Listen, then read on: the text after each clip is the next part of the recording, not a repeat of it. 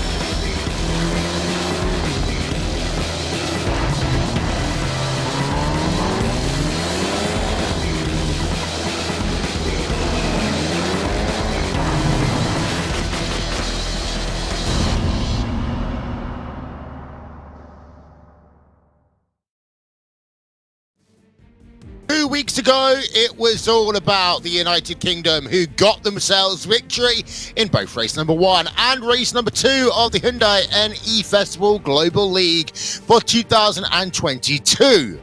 This time, we move from 2 circuits based in the UK over to the Americas. We've got our first race of the day at Circuit Gilles Villeneuve, Montreal, Quebec, Canada. Our second race at the Autodromo Jose Carlos Pace, Interlagos, Brazil. And with that, 2 very difficult challenges for the about 26 drivers partaking in this series. Hello again, everyone. My name is Will Vincent, joined by Connery Maddock on that side of me, I think, at the very least. As I said, we've got 2 really cool races to come here today. The first one of my favourite circuits in the world, Connery. It is the Circuit Gilles Villeneuve.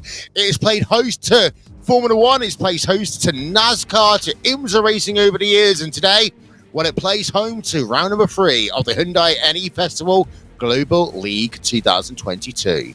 And it's a particularly important track on this calendar, Will, given it is our only street circuit that we will be heading to over the course of this season. So it comes with its own challenges. Those walls very, very close to the actual racing line. So if you step a foot out of line, you overcommit to a corner, you drift wide, the only place you're going is into a concrete wall. That's the challenge of this track for these drivers here to start. It's going to be a very intriguing one. They like to lean on each other, at least as far as the first 2 races a couple of weeks ago. There's not a lot of space to do that around here. Yeah, you're completely right. We did see a couple of big battles for the race lead, a couple of incidents that caused the race lead to get changed, both at Silverstone and Knockhill 2 weeks ago. This track is a little bit longer, which will help a little bit, maybe separating out the field a tiny little bit. But you're completely right. The final corner has a big sign called Bienvenue Quebec. Welcome to Quebec, also known, of course, that corner as the fabled Wall of Champions. Okay, let's move ourselves on. Let's have a look then at the drivers participating in this series. Actually, let's have a look first at these. Actually, let's have a look first, shall we say, even at the overview for today. Of course, the host of the Hyundai Motor Company. We got ourselves 10 minutes qualifying for the first race and a 20-minute race in the Hyundai Elantra NTC. And we talked about the countries last time. The big thing for me, Conor, the prize pool at the end. Prizes for first, second and third. First place, 10,000 USD. 2 tickets to the Hyundai WRC Hospitality Experience. Yeah, fantastic prize there for whoever's going to be able to come top of the Drivers' Championship. Remember, those first to third place prizes only for Drivers' Championship. You can see at the bottom, though, a country prize. So the top country in the series will get themselves $2,000 if they decide to split it equally. It's up to them how they decide to split it, but if they split equally, $1,000 per driver that has competed for that country over the course of this season. So a lot of prizes on offer. Here's a look at the format, of course. This is how things are going to work today. We'll get ourselves 10 minutes of qualifying and then 20-minute race here, at least for round number 3. However, things do change a little bit compared to that graphic for round number 4 of the championship, race 2 today, where we will have a Super Pole qualifying format. So ignore that sort of latter part of that race day format for now. There's the point system as well, from 1st down to 15th. Yeah, we need to have a word with our graphics department. But yeah, it's because of you, the fans. We have got Super Pole qualifying for round number 4, which will be taking place at Interlagos in, well, let's have a look, about an hour and 7 minutes from now. That one we'll talk about after we've had our first race out and done. First race, of course, is going to be as is in the rulebook. Qualifying 10 minutes, open qualifying. And the point system, of course, 25 points from pole position, 20, 16, 13, all the way down from there. So, this is round 3 and round 4. Oh, we've got Super Bowl qualifying added in this time. There we are. 20-ish minutes of qualifying for round 4. 20 minutes for both the races. And, of course, we're back with you April 2nd, April 16th, and April 30th as well for this 5-race day, 10-round championship. And, I mean, I love Circuit Gilles Villeneuve. Many drivers love the Autodromo Jose Carlos Pace. Connery, they are 2 very different racetracks. They both have to be approached in different ways. Silverstone and Knock Hill kind of had a bit of similarities because we were using the tiny national version. Here, you've got a very stop-start track at Montreal and a very flowing track at Interlagos. Yeah, absolutely. The contrast is going to be very interesting coming into this one. Like you said, going from a stop-start street circuit into a more of an open, flowing circuit of Interlagos. But these are the cars that these guys are going to be racing in. The Hyundai Elantra NTC, of course, in the TCR category in the real world, turbocharged 4-cylinder engine. It's a bit of a beast, shall we say. And of course, like most touring cars, front-wheel drive, which comes with its own challenges. You know what? I was just looking at the number 93 car there up on my screen, which is Kieran Harrison. If he did that in the race, he'd actually get himself a slowdown penalty or would be cited by race control. All 4 wheels there flying over the sausage curve. And what did we say before we headed ourselves from the driver's briefing, Connery? Mind the sausage curbs. Not mind the gap like you get on the London Underground. Mind the sausage curbs. Yeah, they can very much upset the car, and especially if you're going side by side down into one of those chicanes, then it might cause the car that skips up over the curb to track out a little bit wide and straight into the side of the car on the outside, which is not exactly what you want to be doing in that situation. Here's the driver of this, though. These are the competitors that you'll see out there on circuit, of course, in order alphabetically of country. So you have the Australian team of Jake Blackall, Jake Maloney, the 2 Jakes from Australia up there. We've got representatives from Brazil, Canada, China, France, Germany, India, at least on that page. We'll get the second page of things up in just a few moments. But again, it's great to see how multinational this competition is. It is, yeah. We might be without some of the drivers from China, Hong Kong today, which is a bit of a shame, but we hope they'll be participating in the remaining 3 race days of this championship. And Marius Gonenbeck, Marcel Ty from Germany, I expect them to be really strong here today. Although, ironically, I was just saying that, looking at my practice times, it is the duo from the United Kingdom, Kieran Harrison, Thomas Gibson. They are currently top in qualifying, with Marius Gonenbeck in 3rd. Italy, Mexico, South Korea, United Kingdom, the United States. Then, of course, we've got 2 drivers invited by the company of Hyundai. And here are the standings. Then, after the first 2 rounds of the championship, it is mano a mano at the top. Kieran Harrison and Thomas Gibson, both from the UK. Well, they've got a P1 and a P2. We literally cannot separate them. So, they are joint in 1st place. Quentin Gunez in what is really 3rd place. Then Jake Blackall, Jake Maloney, Victor Miranda, they are definitely still in the hunt from the championship. Marius Gonenbeck got a lot of work to do, as does Gail Valero. Anyone behind there, well, they've got a lot of work really to do. Remembering, of course, Points only paid to the top 15 in each of the races. So a number of drivers currently on near Le Poix looking to work their way up in the championship here today. But I mean that one, Connolly. You have a fastest lap each. You have a first place, you have a second place. How do you separate the two drivers? Impossible at this stage. And if we had that sort of tiebreaker at the end of the season, it would be the driver that came first in the last race, wouldn't it? If all the records were equal. But we'll get into that later on in the season if we need to, with regards to the count back. But let's have a look at the country standings then. As you can see, the United Kingdom scored basically maximum points last time out, so they are on 90. Australia far adrift in P2 at the moment, with France in P3, Germany P4, Brazil P5.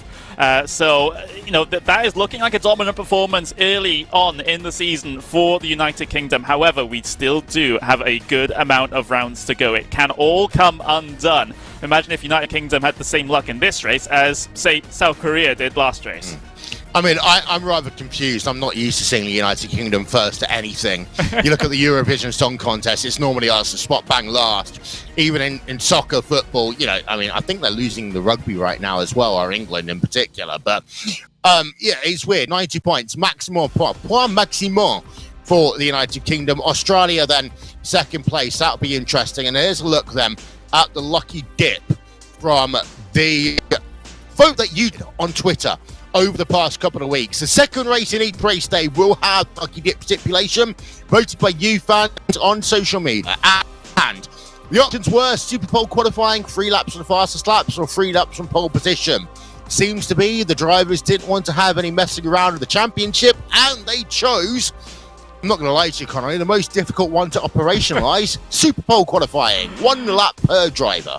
Yeah, a little bit more of a workload for race control, but should deliver a good kind of excitement here. We will be sending, in that qualifying session for the second race here today, the drivers out one by one on their solo qualifying in the order of the reversed points position. So the drivers on 0 points will get themselves going first, all the way to the 2 Brits that will qualify at the very end of the session here today. So let's have a look at where we're racing for race 1, though. That's Super Pole qualifying, that's all shenanigans that are going to be happening after this one. But we do have Circuit Gilles Villeneuve first, of course, made famous by hosting the Canadian Grand Prix in the real world, and it is such a tough circuit. Not very high on my tier list of circuits, I will admit that. However, to be able to get around here fast, you still need to be absolutely pitch perfect.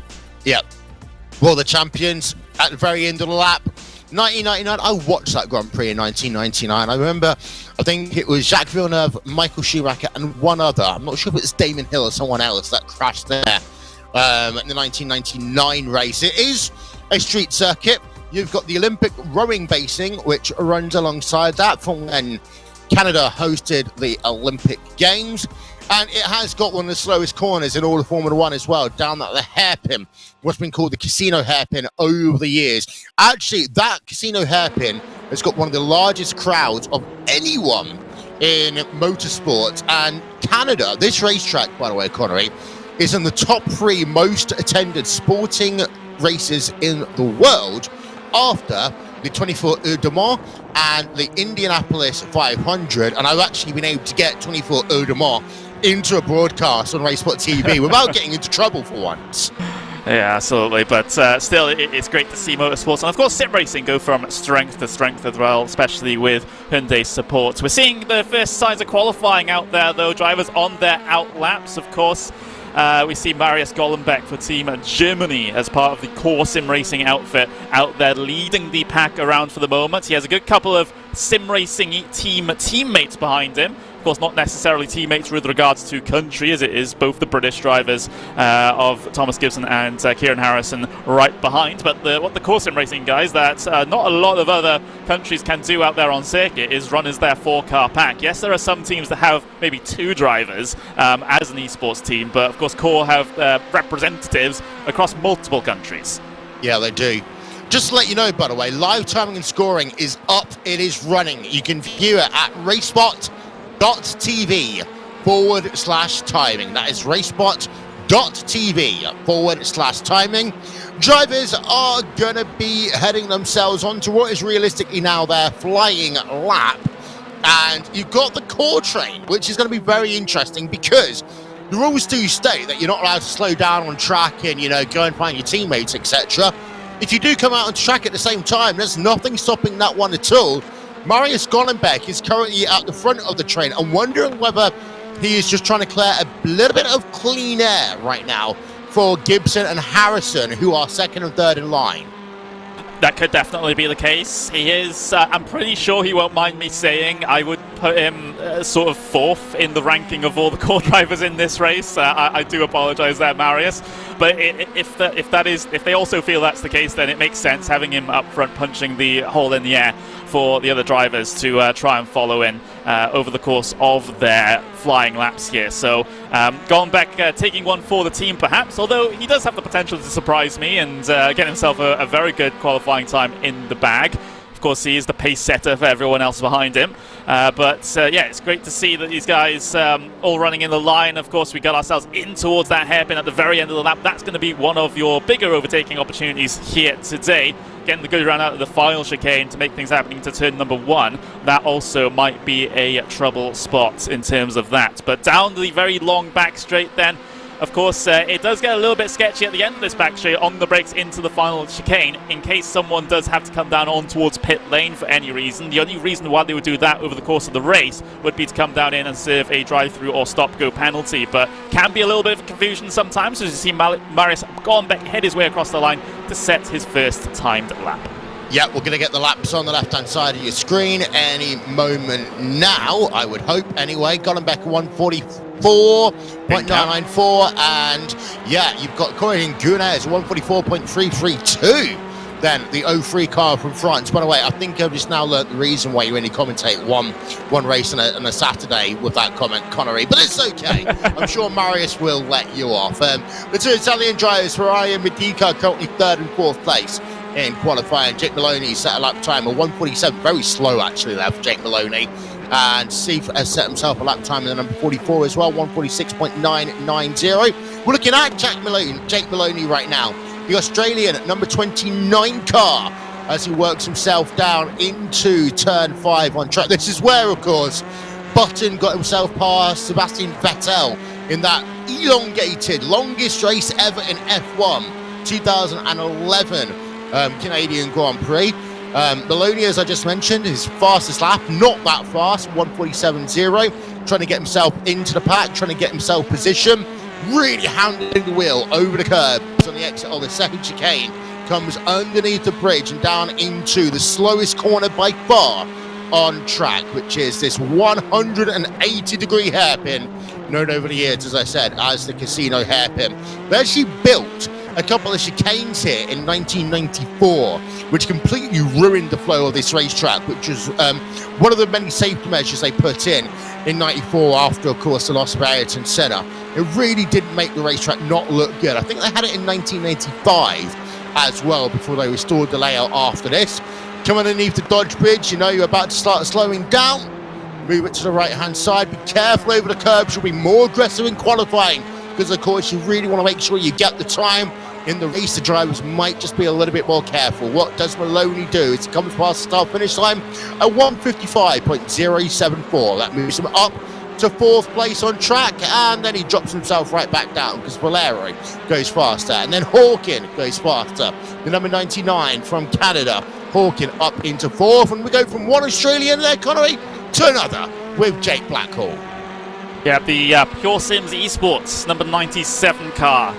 So we've got Maloney in 6th place. Jake Blackhall hasn't been able to set himself a time just yet. A bit of a puff of tyre smoke on the way on the brakes there, so a bit of a lock-up on the front side of the car. But should still be okay for Jake Blackhall as we see him up on screen. Of course, he's got his Hyundai shirt on as well with the number 97 above his pec there. And, well, all drivers were given shirts. I hope they're all wearing them. We are. So that's the situation there. But for Jake, he's got himself well, a decent positioning, at least in terms of the cars around him on this lap, because he's getting the slipstream off of those two cars ahead, and that will really pay dividends coming out of this hairpin and down the back straight. One of them bails out ahead of him, which is not exactly ideal, and the second one bails out as well. So the expected tow that Jake was thinking he was going to get down the back straight has completely and utterly fizzled out. I think that if I was listening into Jake Blackhall's mind right there, I'd just be saying, oh, geez. I was hoping for something. He's got nothing, but he's going to head himself down towards that final chicane. No time, as we said, set for the number 94 right now. That 1 minute point 4. You can't go around this racetrack in 1 minute point 4. I tell you that. But out the final corner then for Jake Blackhall. Let's see where he can get himself in that number 97 car. Past the start finish line, he will go. And the answer to our question is nothing. Nada. So another lap around for Jake Blackhall. It's starting to get a little late in the session now to not have a lap time set. We see a couple more lap times through. Miranda did set himself a time that last time around, gets himself inside the top 5 for Team Brazil in the number 17 car, which just so happens whenever I race, which is rare nowadays, that's the number I use as well. So maybe I'm a little bit biased there towards Victor Miranda. So we can see his lovely face there, a little bit distracted by something going on his right-hand side, but either way, still should be on and continuing on with this lap as well. Sometimes it does take a handful of laps for these tyres to get up right into the correct operating window. And the little bit of traffic ahead is not going to help. Should be able to get breezed by them on driver's left-hand side. The drivers do have to be concerned about something called the strict qualifying scrutiny here, Will. If they go a little bit too slow on these laps, then they have the potential to be outright disqualified from the session from being coming too slow, because that's one of the measures that iRacing have put in to prevent any, let's just say, advantage gaining with regards to brakes and warming the tyres. Yeah, and don't forget the 2 Korean drivers actually got penalised in the last race, a 5-second penalty for exploiting the kind of situation with brake warming temperatures at the start. Here's Cortin Gunes, by the way, 144.143, his fastest lap so far, and he goes slower that time by... Yes, he does. He does go slow. 144.653. It's interesting. You've got the number 17. I'm the number 27 normally when I race, which there is not a number 27 in this series, as far as I can tell. But it was a number that the track that this the driver who this track is named after, Gilles Villeneuve, used to use historically, of course, when he was racing for Ferrari. So I'm the number 27. It means I can probably turn up and race, but I wouldn't even make it into the 110% bracket. I'll tell you that one. If we go on board with Jose Flores right now, number 9 car in 19th place with 26 seconds remaining in qualifying. The driver's out. Okay, Flores is going to pull over. Well, his qualifying then is definitely over and done with. But we've got the 2 British drivers, Harrison and Gibson. They are nose to tail right now. Miranda is on track and he is in 6th place. His qualifying time 8 tenths of a second behind Gunes right now as he works himself through the left and right handers. And we turn our attention quickly over to Marcel T as well in the Huitzenbeld car as the checkered flag comes out. Marcel currently in 11th place in qualifying, Connery. Yep, and the joys of an open qualifying session not linked to heat racing is that you can complete your laps here. So checkered flag is out, but the drivers on times laps will be able to come through and complete them. Marcel T, one of them. We'll see if there's any major changes with regards to the standings on the left-hand side of your screen as we ride on board with that Team Hyundai car for Team Germany, the number 13, as he heads his way in towards that final chicane for the final time in this session. No major moves, like I said, on the left-hand side just yet, but we will keep you updated. Marcel T, well, he's going to head his way down on towards the pit lane, so obviously he's not going to complete a lap here as he'll bring that car down and in. Let's see if anyone else is on a lap here. Here's Victor Miranda, you mentioned just that little bit earlier. We'll see if he might also be coming down in. Nope, he's going to go and complete the lap here. Is Victor Miranda. Careful with the wall of champions on the right-hand side. A little bit of a sign of frustration there, a bit of a sigh. Let's see what the lap time is as he heads his way across the line. And it's an improvement. It's a 1:44.7. How much of an improvement is it? Well, not position-wise. Yeah, I think it was a 4-letter word that he was saying there, which we would like not to reciprocate. Here's where shift then in the number 21st position. It is, sorry, number 44 car in 21st place. Exit of the into all the champions. That's going to give him an X potentially. He was in 1:46.990. Going to come past the start or finish line. This lap would have been faster, but he might not get it counted because of he does actually. He did, yeah, but he remains in 21st place. I think qualifying is almost done now. Just waiting for the last couple of drivers to come past the stripe. But Gunes pole position, the 03 car for France. And interestingly, after the Koreans being very good in qualifying, rounds number 1 and round number 2, 7th place for Kim, 12th place for Han. Yeah, absolutely. So, the Koreans at least not able to continue on their good qualifying form from the first 2 rounds of the season. Of course, we knew that was affected by a little bit of the brake drag, in which they did get penalized for in that previous event. So maybe this is a little bit more of a representative lap time for them, a little bit further down the order. But great performance from Guinness, though, bringing that French core sim racing car up to pole position to try and disrupt the 2 Brits at the front. Indeed. Drivers coming down on towards pit road. Qualifying is over. Let's have a look at your starting grid then for what is round number 3 of the Hyundai N Festival Global League 2022. And it is the 03 car from France, Corazon Gunes, 144.143 on pole position. The United Kingdom's Kieran Harrison starting alongside him on the front row of the grid. Thomas Gibson in 3rd, also from the United Kingdom. Then our highest placed Canadian driver, Brandon Hawkin, in 4th place. The result and the grid is cycling through on the screen right now.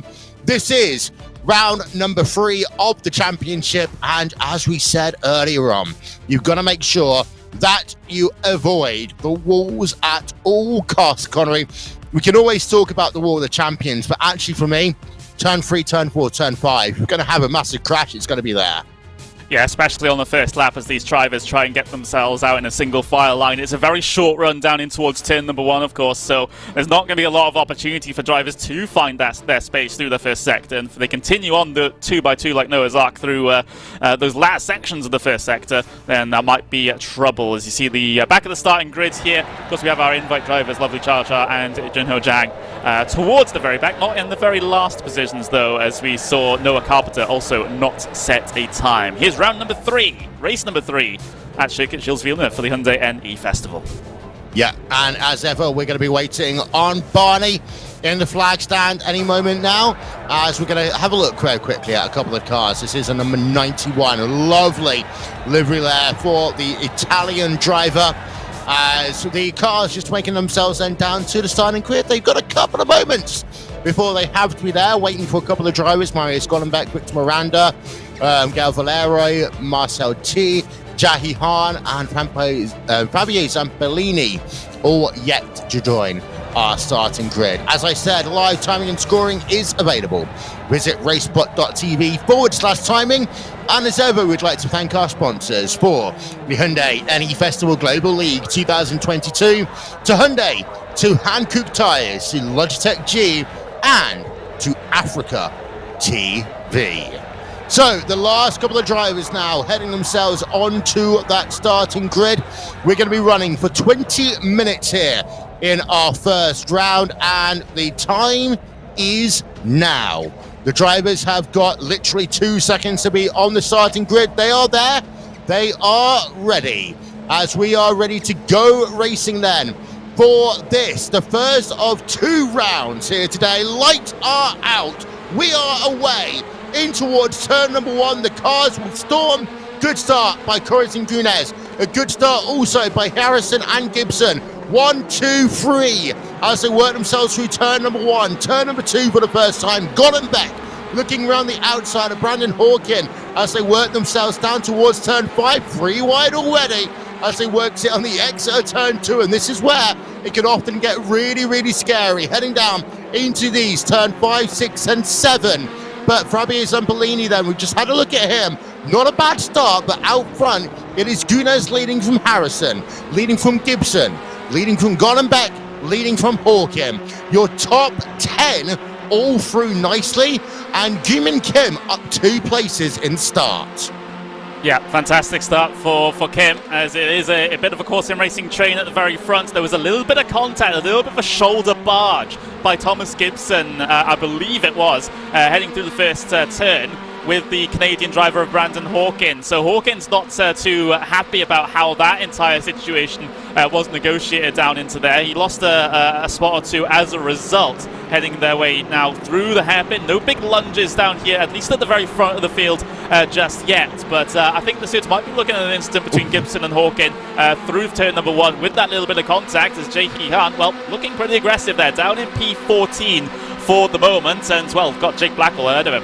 Yeah, Jahi Han, of course, involved in incidents in both race number 1 and race number 2. We're going to have Germany and Canada side by side as Corint's then going to try and get past Marcel T, not able to do so down into the final chicane, but moves his car immediately to the left-hand side. This will give him the run in towards turn number 1 momentarily, because as soon as you get past turn number 1, you then go to the inside line, being on the right, and Marcel T indeed can hold it on, and it might well be the case actually that he will lose another position as they come out of these corners, but no, they'll stay line astern just for the moment. Down through the first real chicane for the second time in this race. Gunes leading by 0.3 of a second. I did say, Connery, at the end of the last race that the gaps will be larger here at this race and also at Interlagos, and we're seeing that already, that it's not as tightly packed as what we had at either Silverstone and or Knockhill. A little bit more of a tight and technical circuit, so if you're very fast through the corners, especially in this middle sector, then you can establish that gap so the slipstream is not as much of an effect coming down the back straight. So that's the task that the drivers will have at hand here. Make sure you maximize these corners and try and break the toe to those drivers trying to follow right on your rear bumper. Speaking of, Mackenzie Cornish is going to have another go at Marcel Ty on the way down in towards the hairpin. Not going to find anything done around the outside there, but looking to get the good drive off the corner instead to try and carry that momentum all the way through onto the back straight. Is there a little bit of an overlap between the two of them? No. Cornish is just going to duck back in line, sit in that slipstream a little bit more, and potentially might have a look towards the inside through the chicane. Here we go. He's going for it. This tends to end up in tears. Yeah, last time he was on the outside line, this time he's on the inside line as they come into, and you said it was going to end in tears. It does end in tears, a big contact into all the champions then, and you've got at least 2 drivers involved in that one. Well, you kind of nailed it, Connery, and then they nailed it coming into the final corner. Replay will be up on your screen in a moment's time, but you are absolutely correct there. You had the Canadian driver trying to go down the inside, and Marcel T is now down because of that. They make contact. There's the first bit. Then you have one of the Italian drivers hitting slam hard into the wall of the champions. I believe that Jahi Harm, who is then also collecting one of the Australian drivers. We've got drivers on pit road. Marcel T is on pit road. Roberto Ferrari is on pit road. And, well, the wall of champions strikes once again. Yeah, that was Jake Blackwell, the Australian driver involved in that one. And yeah, that's just what happens if you're trying to go side by side through that final chicane. It requires a lot of trust and a lot of room to be given. And, you know, it's if you're trying to fight desperately for position, you might not necessarily want to give that room. But the thing is, it ends just like that. And the drivers that got caught up in it behind are going to be hit the most by it, because it was nothing to do with them. As we see Polasek actually trying to get one done over Patnick here. You can see heading their way down into the hairpin, and the American around the outside. That wasn't with Patnick, actually. That was, I think it's Jose Martinez, Morado Martinez, that he got himself past there. I somehow managed to say Jahi Kim rather than Jahi Han, but it was him who was involved in that incident in the number 92 car. Again, just the wrong place, wrong time. Ended up in the incident with Jake Blackwell, Marcel T, Fabio Zambolini, and Roberto Ferrari all on pit road. That might be part of the reason why for Zambolini. He's on pit road. Incident down at the second of the chicanes, as we've also got Jahi Han on pit road right now. So what we saw down at the Wall of the Champions has been the big talking point in the mid-pack today. At the front of your field, however, Gunes leading by 0.4 of a second over Harrison, Gibson in third, and these 4 drivers, it looks as though they're just going to play it nice for at least the next 5-10 minutes. That does look to be the case. We got multiple drivers on pit lane that have come down in because of meatball flags. So if you're unfamiliar with racing in general, if you get what's called a meatball flag, which is an orange circle in the middle of a black flag, then that means that your car is too damaged to continue on, and you must come down towards the pit lane to attempt to fix it. So that's the situation there. Jae-hee Han, he was one of those drivers to come down in, and well, he's gotten the car fixed now, and he's exiting pit lane right about now. So sometimes it's only a little bit of required repairs that you have to do, but sometimes it's a good 30 minutes, and you might as well count yourself out. Yeah, and if you're unfamiliar with meatballs, then there's a great video on YouTube by Marco Pierre White. Moving on, as your top 4, you can see the pack is still there, but it is more spread out. The issue is, when you're in a pack like this, yes, you got a long back straight, but I've seen this so many times in things like the iRacing World Championship Grand Prix Series. Everyone's pushing through that same piece of dirty air. The draft is not massive in these cars, and when everyone is in the draft, the effect becomes nullified. A bit like, you know, when you got 10 drivers all in DRS range of each other's. Yeah, and as a result, these trains get themselves established where no one is really able to go anywhere unless things start happening at the very front of this train with Guinness and Harrison. So we'll have to see. Of course, those are the live point standings you see on the right-hand side of your screen. United Kingdom currently extending their advantage back to second place. France getting themselves up into second over Australia, so that's a little bit of a swap there. Germany fourth place at the moment. So United Kingdom, this has been a very, very good event for them so far. Of course, we're yet to get to the halfway point even in this first race, so things can definitely still change. But for the United Kingdom, for Harrison and Gibson, this is going about as well as they would have hoped. I mean, I guess the only better way they can have things is to be P1, P2 instead of P2, P3, but I think they'll take what they can get. Yeah, and of course, last time we were racing, both at Silverstone and at Knockhill, the first half of the races, rather calm. Second half of the races, not so calm. But we had the excitement early on here. Maybe it could be a bit of an inverse as we ride on board now with Gyumin Kim in the number 23 car into the hairpin, currently running 6th place on track. Ahead of him, he's got himself a number 99 car of Hawkin from Canada, and behind he's got Miranda in the number 17 car from Brazil. Just sat there in that train. It can get so frustrating at this point if you're a driver like Kim, when you can't really make a move to the driver ahead of you. You certainly can't make, you've got to be thinking a little bit about defense behind, as we have got a change of position. This is 13th place on track, and Aditya Patnaik is, I think, losing a position. He's going to have a car alongside of him. That is United States number 45 car of Polisek into the final corner. Polisek should complete the pass here. Indeed he does. But to go back to my point there, Connery, it's so frustrating if you're P6 in line like him. I've done so much IndyCar racing at ovals in my time. You sat there, you can't do anything, you just got to turn laps. Yeah, it is incredibly frustrating. And, well, returning back to the live pictures, because you got Jose Morado now looking all over the back of the Indian driver ahead of him. That is Patnaik, of course, that we were just focusing on. So seems like Patnaik might be at risk of losing 2 positions in the space of a single lap here. Again, looking to the inside for the next chicane. Not quite going to work out in the way that Morado would have thought, or rather would have hoped, but still in a decent position right now, and still over half the race to go. So it's plenty of time to get this move done, but obviously he doesn't want to leave it too long, otherwise he allows Polisek to try and get away in the front. The correct phrase is, to quote the great Murray Walker, with half the race gone, there is still half the race to go. And that's official right about now, 10 minutes of this race to go, and of course white flag lap as well. Staying on board Miranda, he's currently 21 seconds back from Gunes. And the thing we talked about in the driver's briefing as well, because this is a longer track, you're less likely to have situations with drivers getting lapped. Although I did just have a look, number 7 car, lovely Cha-Cha, is about 50 seconds back right now. As it stands, she shouldn't go down a lap here in this 20-minute race. Some of our invited drivers, of course, they are influencers in Korea. Their first job is not sim racing, but it is good to see the fact that, you know, they can still turn competitive lap times. I would argue probably still better than what I can do. Exactly, and well, I haven't done all that much running, at least since week 13 in these sorts of touring cars. So yeah, I definitely couldn't do any better. Here's the live driver standings. However, currently the tiebreaker will be broken by Kieran Harrison as he goes towards the top of the order compared to his It's his teammate. Whoa, big contact there. One of the in-flight drivers, number 10 car, going all the way around. Big contact from behind. That is Junho Zhang. They've just got a huge piece of contact by one of the Indian drivers behind. I believe that might have been via Seth.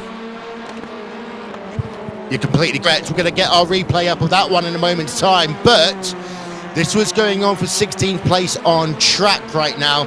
And the good thing is you can see immediately after the incident, there is a bit of difficulty for Zheng to actually get that car straightened out. And actually now we're going to have the Indian driver of Sheaf go past. I'm going to say that. Yes, they do go past, as well as Jake Blackhall in the number 97 car, recovering after that incident earlier on. Yeah, absolutely. So, yeah, Jake Blackhall, P17. Not ideal as he'll head his way down the inside of Chef as well. So, still attempting to recover some results out of this event is Jake Blackhall, but he's got a couple more positions to climb before he can get himself inside that top 15 so that he can score some points for Australia here in this one. There's the contact in towards turn number 1. I mean, good save for Zhang. Great save. Absolutely great save, actually, at the end of that one. We don't do drift racing here on RaceSpotTV, but I would have given him 10 points for that save if we did. About 6 seconds, by the way, is what Jake Blackhall has to do in terms of catching drivers to get himself into the championship points. Points being given only to the top 15. Get a little bit away from each other, guys. Not that close on the straight. Come on. I've had people race me like that on the M6 before, and you want to leave at least half a car width. They're racing almost a millimetre in terms of their doors away from each other, and they live on opposite sides of the world. So Vijay from India, of course, Junho Zhang from South Korea, and we're racing on American servers. So there's a big latency component of that.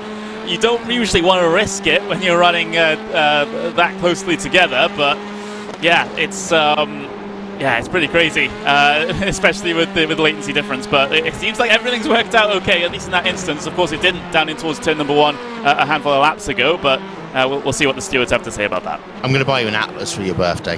Yeah, I was going to say, I was going to go with a point, and then I realised, hey, wait, India and Korea, like, not other side of the world compared to each other, yeah. But they are on opposite side of the world to the United States, where the servers are located. So I'm gonna recontextualize what I said. It's about the distance in the ping times between the servers, because round trip, whatever. Anyway, just ignore me. Yeah, I mean, you can't get away with that one when you got basically someone who teaches geography. I committed to the point. I committed to the point too hard, and I couldn't back out of it.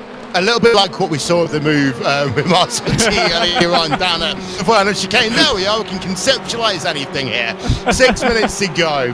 Live timing and scoring still available. RaceSpot.tv/timing. Gunes leading from Harrison, leading from Gibson. Gollenbeck dropped back a tiny little bit here. The question's going to be, when is the move going to come? Because there's actually not much in terms of overtaking here. You would think on paper the hairpin is the best place, but because you're coming from a medium speed chicane, actually the hairpin's not great. You got the final corner, but then you can end up with 4 course sim racing drivers in the wall. You've got turn 1, but you've got to line it up from the final corner, and there's nowhere else unless you're going to do it here down at turn number 5. Yeah, that's a predicament, isn't it? For Harrison in particular, it's about figuring out, okay, where can I actually get past around here? Because can someone turn his light on, please? It reminds me of the NASCAR drivers that race like racing in the dark. It's I mean, it gives a good effect from the RGB on the Logitech headset, I suppose. But yeah. I guess drivers like using that to focus, I believe, is what I've heard from them. It sort of makes sure that there's no distractions going on around them and they can just focus on their screens. Doesn't do any wonders for their eyes, though, I would have thought. It also creates because I used to race like this, massive tunnel vision. I've done it in the past, done a long test session. It's light, and the next thing you look outside, it's pitch black. Everything's pitch black around you. I was going to make a joke about electricity prices being so high, he can afford to turn his rig on or his lighting. I'll leave that one there before I get into any trouble. But it is an interesting point about how some racers actually do prefer to have that kind of tunnel vision, everything focused around you.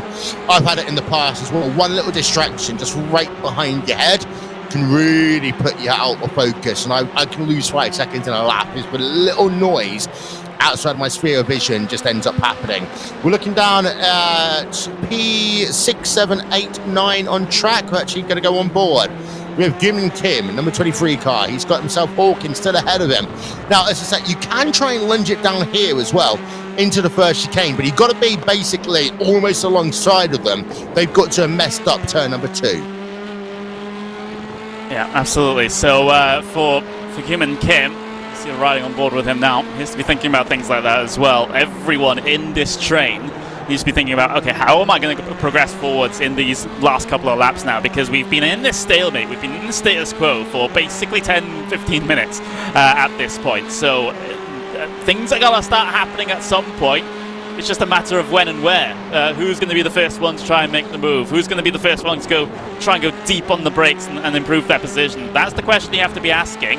Gimlin Kim, well, he's in P6 at the moment, doesn't have a lot to lose if he's caught out of line, because Miranda's a good couple of tenths of a second, a bit more adrift of him. So he might be the first one to decide to make a move here and get himself a little bit further forward in that train. And you've got to do it one at a time. You're not going to take 2 drivers at once here. Even if someone locks up, it's 1 driver at a time. But the issue is, and we saw this a little bit earlier on, is that if you do end up basically trying to make a move around the outside, you don't complete it, the door opens for someone else to overtake you. So it's a little bit give and take here. It's a little bit of actually, have you got a clear way past? If not, at this stage, a lot of drivers, round 3 of the championship, might be thinking, you know what? Decent point total, top 8, that'll be worth my money. Yeah, exactly. I think it's about just getting that consistent result, especially at the very start of the season. We're still in the early stages, even though there aren't too many rounds, but still well within the first half, and you've just got to get those points on the board to give you a baseline to try and extrapolate on in the later part of the season. We're getting to see a little bit side by side. Australian and Indian heading their way down through the chicane. And that's a replay of what we saw earlier. No, it's the other Indian driver. Sorry, I take that one back. Yeah, Blackhawk's getting past the other Indian driver. That is into the points then. So that's 6 seconds that Blackhawk needed to gain. He's done that already. He is down 1 place on the day. The driver ahead of him, Miranda, is up 6 spots on the day. Having a look at what the gap is, it's going to be about 4 seconds for Blackhawk to get up into 14th place. That arguably is a little bit too much there. But a great job by the number 97 of Blackhawk to get himself back into the championship points. Yeah, exactly. So, back to where we started. So, great situation there for Maloney, especially with the issues in the opening portions of this race. So, we will come and complete this lap, and then it will be the final lap. So, coming up to 1 more to go. Still, the line is maintained at the very front of the field. Of course, we do have to have the conversation at some point. If the 2 Brits run away with the championship at the very top of the order, well, they've got to fight amongst themselves for the Drivers' Championship, and we might have a sort of Hamilton versus Rosberg situation, part of the same team, but obviously they have to try and compete with each other with regards to the Drivers' Championship. Looking on board with Kieran Harrison in the number 93 car from the United Kingdom. Last lap of the race, Guinness is ahead of him as they work through. And actually, that's a little bit closer there. On the back of Harrison was Gibson on the exit of turn number 2, but nowhere near close enough to make the move as they come down into this first chicane, Connery. Yeah, and one of the crucial overtaking opportunities gone now. You see how close they get to that concrete wall on the right-hand side. There's not a lot of time left out there on circuit with them trying to push it that wide. Of course, the main rule is here in this series, just make sure you get yourselves inside those white lines. And, well, you can't really push across the white lines at this track with how wide the cars are and how close the walls are. So anything is fair game, pretty much. But there's the confirmation of the final lap on the top left-hand side of your screen. He's on board on the back of Quentin Guinness as your race leader. I like the fact he had to take off his core shirt, but he's still going to put it in shot then. Quentin Guinness basically now has 3 corners to go before the end of the race. And the first one of these is that long 180-degree right-hander out the hairpin. The crowd at the hairpin, as I said, absolutely incredible. Add it to your bucket list of where you want to go and watch a motor race, especially a Grand Prix or a touring car race or a GT race. But now, Guinness on the back straight away from the final time. Harrison a third of a second back. Gibson a third of a second back. Down towards the final chicane for the final time. And all Guinness has to do now is turn it to the right and then turn it to the left. Over the curbs he comes. Absolutely picture perfect. Quentin Gunes is your winner of the third round of the Hyundai N Festival Global League 2022. Gunes wins, Harrison second, Gibson third, Gollenbeck fourth, and Hawkin rounds out your top 5. Solid result there for Guinness, solid result for the two Brits as well. Harrison and Gibson maintaining their close situation in the Drivers' Championship, but certainly dominating with regards to the teams, the country championship. Simone Modica headed his way across the line. He was one of the big gainers here today, especially, as well as Flores, the Mexican driver, down in P12. Careful for the exit curb there as Adita Patinick. Well, he's narrowly going to miss out on some points today as he comes across the line in 16th. Yeah, looks like positions to Jake Blackhall with a couple of laps to go. Disappointing. It would have been India's first point in the championship, if memory serves me correct. I might have gotten that one wrong. But we've got drivers on towards pit road. End of the race. Noah Carpenter, 19th place. Noah is, of course, the youngest driver in the series at just 13 years of age. Hyundai, do you like having younger drivers in their programs? Our own Tyler Maxim runs for Hyundai right now. He ran for the Hyundai, actually, in the 24 Hours of Dubai earlier on this year. Actually, no, I got that one completely wrong. I know what I mean. I'll come back to it later. Gunes is your winner, though, by just over 3 turns to a second over Harrison. Gibson in third, Gollenbeck fourth, Hawk in fifth, Kim in 6th place, Miranda Valero, Maloney and Cornice rounds out your top 10. There's a look at one of our influencers. Lovely Cha getting a clap from the background there as she completes the race.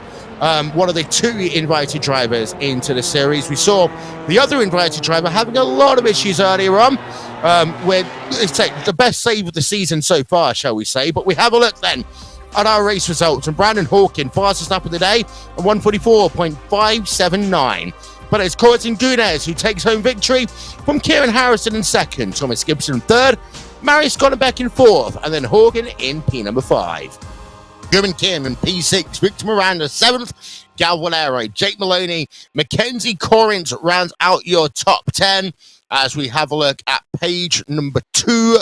And Simone Modica from Italy in 11th place, Jorge Flores in 12th, Michael Polacek in 13th place, Jose Morando in 14th, Jake Blackhall claiming the last of the point-paying positions in 15th. Patinick in 16th place. It was Junho Jang who got himself that incredible save down through turn number 1. He finishes 17th. Chief Han and Love the Chart rounds out your top 10. Noah Carpenter, 21st place. And then Marcel T involved in an incident. Fabio Zampolini involved in an incident. Roberto Ferrari involved in an incident. All, unfortunately, out of the race early on. Well, that was a bit exciting at the start.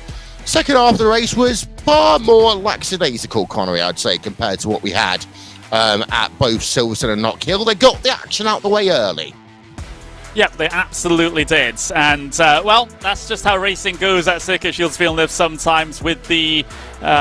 with the racing that goes on here. Sometimes it's quite hard to try and get yourself through, no matter if you're in a car that promotes it, like these touring cars, or if your car that doesn't promote with a lot of dirty air. It just seems to be the same situation. However, I'm hoping that will change when we head to our next track of Interlagos. Yep, and I'm also hoping that you're going to stay around and listen to our sponsors. We're going to take a quick commercial break, and when we come back, we're going to talk about the next round of the championship. We're heading ourselves from Canada to Brazil to Interlagos. We'll be back in a few moments' time.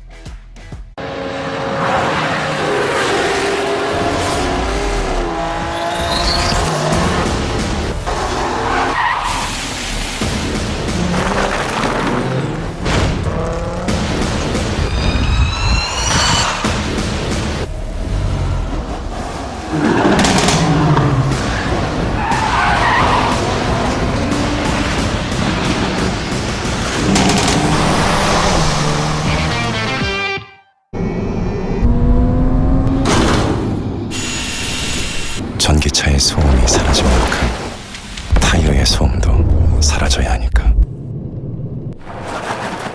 Electrified. Hanguk Tire.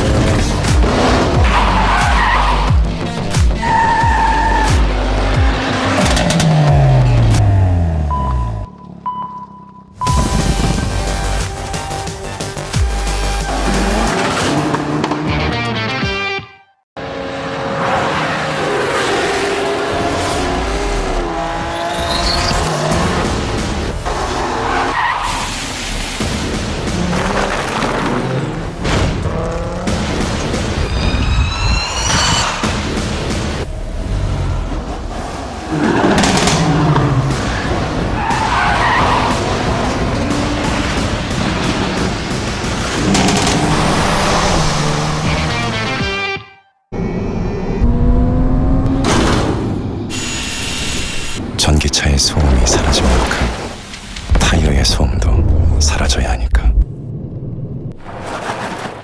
Electrified. Hyundai Tire.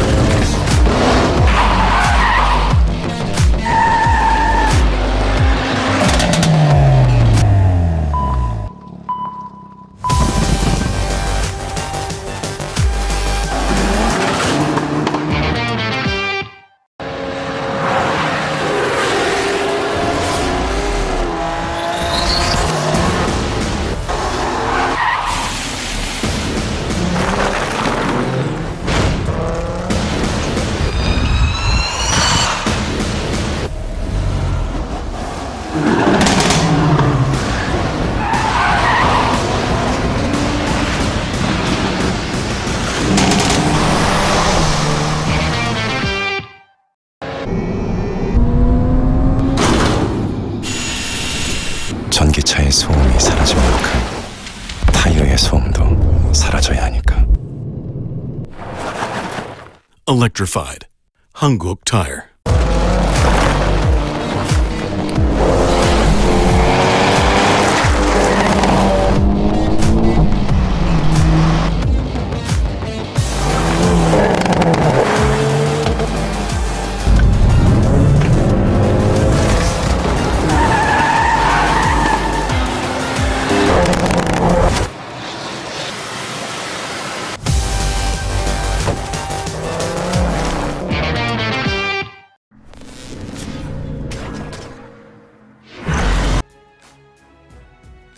Welcome back, folks, to our coverage of the Hyundai N Festival Global League 2022.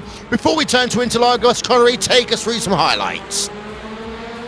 Well, it was a little bit of a frantic start from pretty much everyone involved. Of course, we saw some initial contact between the Canadian driver Brandon Hawkin and Thomas Gibson through turn number one. It was a little bit of a chain reaction a bit further behind. The drivers getting their first pieces of contact over the course of this race. We saw a few more a little bit later on as well. There's Mackenzie Conneris and Marcel T heading their way through the first sector, battling side by side. Eventually, those two made contact into the final chicane and caused a big chain reaction behind, one of the Italians going straight into the wall. And it was trials and tribulations for pretty much everyone else in the second half of the field from that point forwards. You see Polisek getting himself involved in nose-to-tail action with one of the Indian drivers there. This battle did continue through the majority of the latter portion of the race, and another little bit of contact through that final turn. There's a big save from Junho Jang, one of our Hyundai Invite drivers, across the first turn. We'll have had to serve a slowdown penalty as a result of that, but of course stewards will also be looking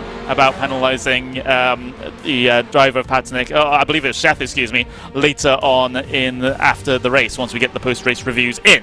But yeah, it seemed like everything was a little bit of a stalemate at the very front. There's another hit with the Wall of the Champions on the outside, and well, it was a clean win for Clinton Guinness at the very end of the event. It was a very simple affair from him, but led from pretty much start to finish. He did. Great race. And now we head ourselves to the second of our races here today as we go from Canada, lightning speed over to the Autodromo Jose Carlos Pace. We go to Interlagos. Now, this is the shorter version of Interlagos. There was a much bigger version that was used back in the day, and it was the hardest racetrack that drivers did all year long.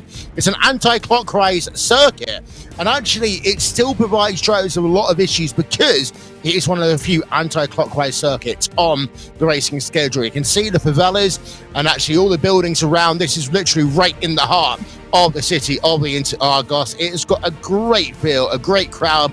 The center S at the start of the lap, then the Curva del Sol. You head yourself down into Pico de Pato, and then from in then it's the infield section. And then you finally exit Yunsao, work yourself up the hill, and you are flat out all the way to the line. I absolutely love this track as well, actually, Connery. I keep on saying I love this track. Everyone's thinking I'm just saying it because I like it. But actually, no, I really do like this track. It's a challenge for drivers. The thing about the Center S is you can always brake later than you think until you get to a point that you just run off track and you end up, going into the kitty litter.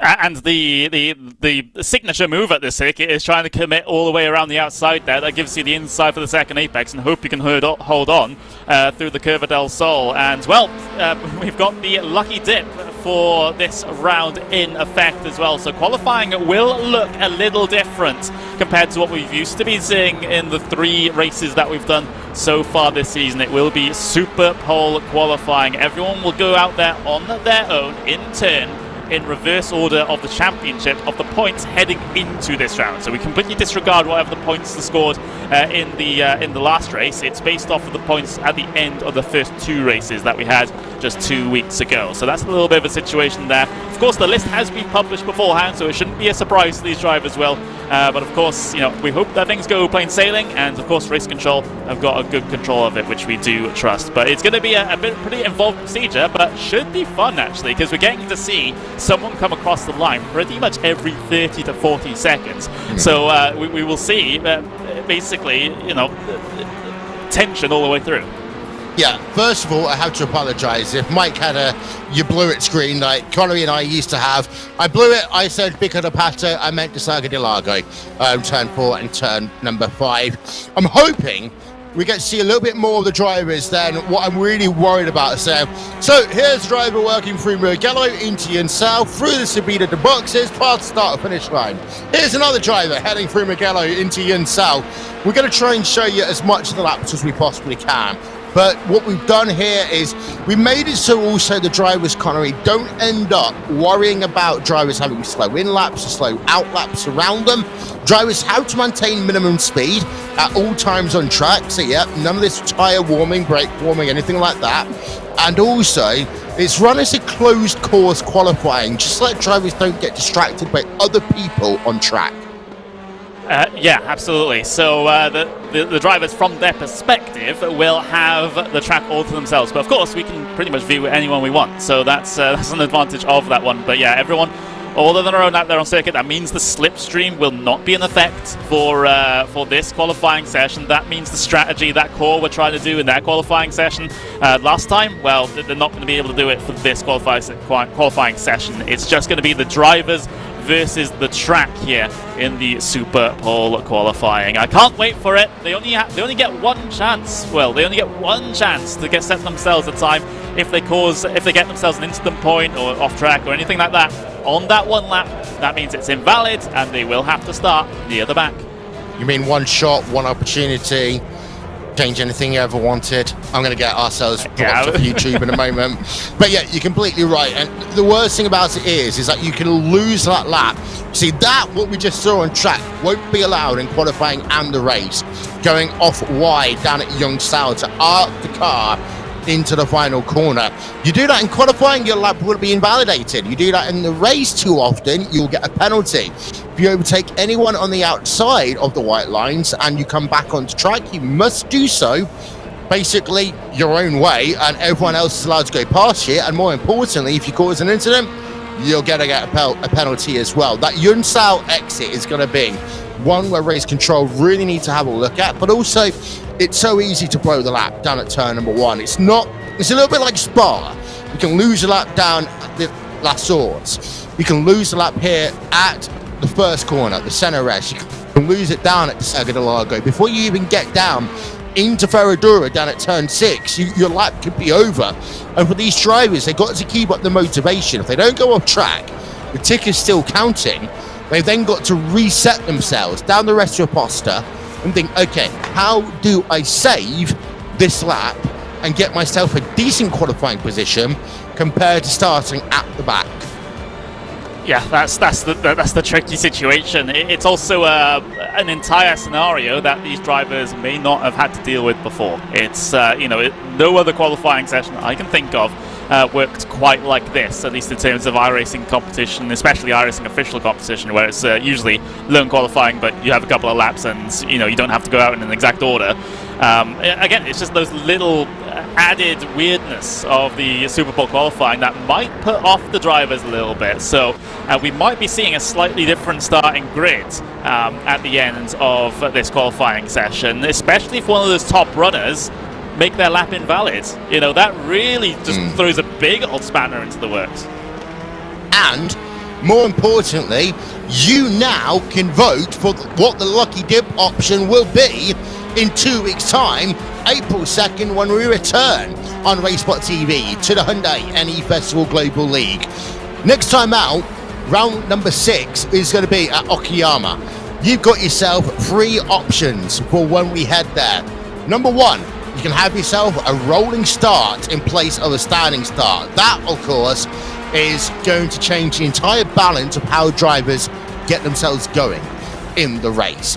We can have a sunset night race. There's not much in terms of lighting at Okayama, so they're going to have to rely on those little things they call headlights. Or a mandatory drive through pit lane, which I like to classify as the TCR version of the Joker lap, Connery. Yeah, that's going to be an interesting one. That's for certain. Of course, it will be enforced by the stewards. So if you don't at any point on the race come down in, then I'm not sure what the penalty will be. I don't think we've really thought about. I think it is. Yeah. If they don't do it, well, yeah, complete disqualification from the race, I believe, is planned. So that's you certainly don't want to do that. Of course, I'm guessing we're not putting in a rule. We're putting in the rule where you can't do it on a final lap in case the circuit down the pit lane is shorter to get to the start-finish line compared to the actual start-finish line, which is, we don't want anyone doing a Schumacher. That's all I'm saying. I was going to say, Silverstone 1998, you mean? Yeah. You can follow the tweet right now by visiting racespot.wtf/lucky dip. That is racespot.wtf/lucky dip, all one word. The options again, you can either vote for a rolling start, a sunset night race, or everyone having to drive through the pits and basically do a Joker lap. You've got a week to vote, and if you retweet and comment, you can also be entered into a competition to win a special Hyundai remote control car, which ain't bad. Yeah, not too shabby at all, is it? At least with that, you can maybe enter some RC races, and not just sim racing. I don't know. Whatever you do with that RC car is your own business. But yeah, good price to be able to. Dog. I don't own any dogs. I know you do, so that won't be an option for me. But if you want to do that, I guess you can. But yeah, do get involved. RaceSpot.wtf/lucky dip to choose which scenario the drivers will be forced to go through for the second race in a week or so's time. So yeah, rolling starts, sunset or night race, and everyone will have to drive through the pit lane. Those are the 3 options. And again, remember to retweet and comment so that you do get yourself entered into that prize draw. Every option already has a vote, by the way, and we already had the poll up for about 10 minutes. So that's a good start at the very least. And here's a look then at the unofficial standings heading out of the 3rd round of the championship. We talked about it in the broadcast. Kieran Harrison, by virtue of finishing 2nd, gets a 4-point advantage over Thomas Gibson. Quentin Dunez with his victory in 3rd place. Marius Golombek in 4th. Yeah, that is Corson Racing 1, 2, 3, and 4. Victor Miranda in P5 for Brazil. Jake Maloney P6 for Australia. And the rest of those coming through on your screen right about now.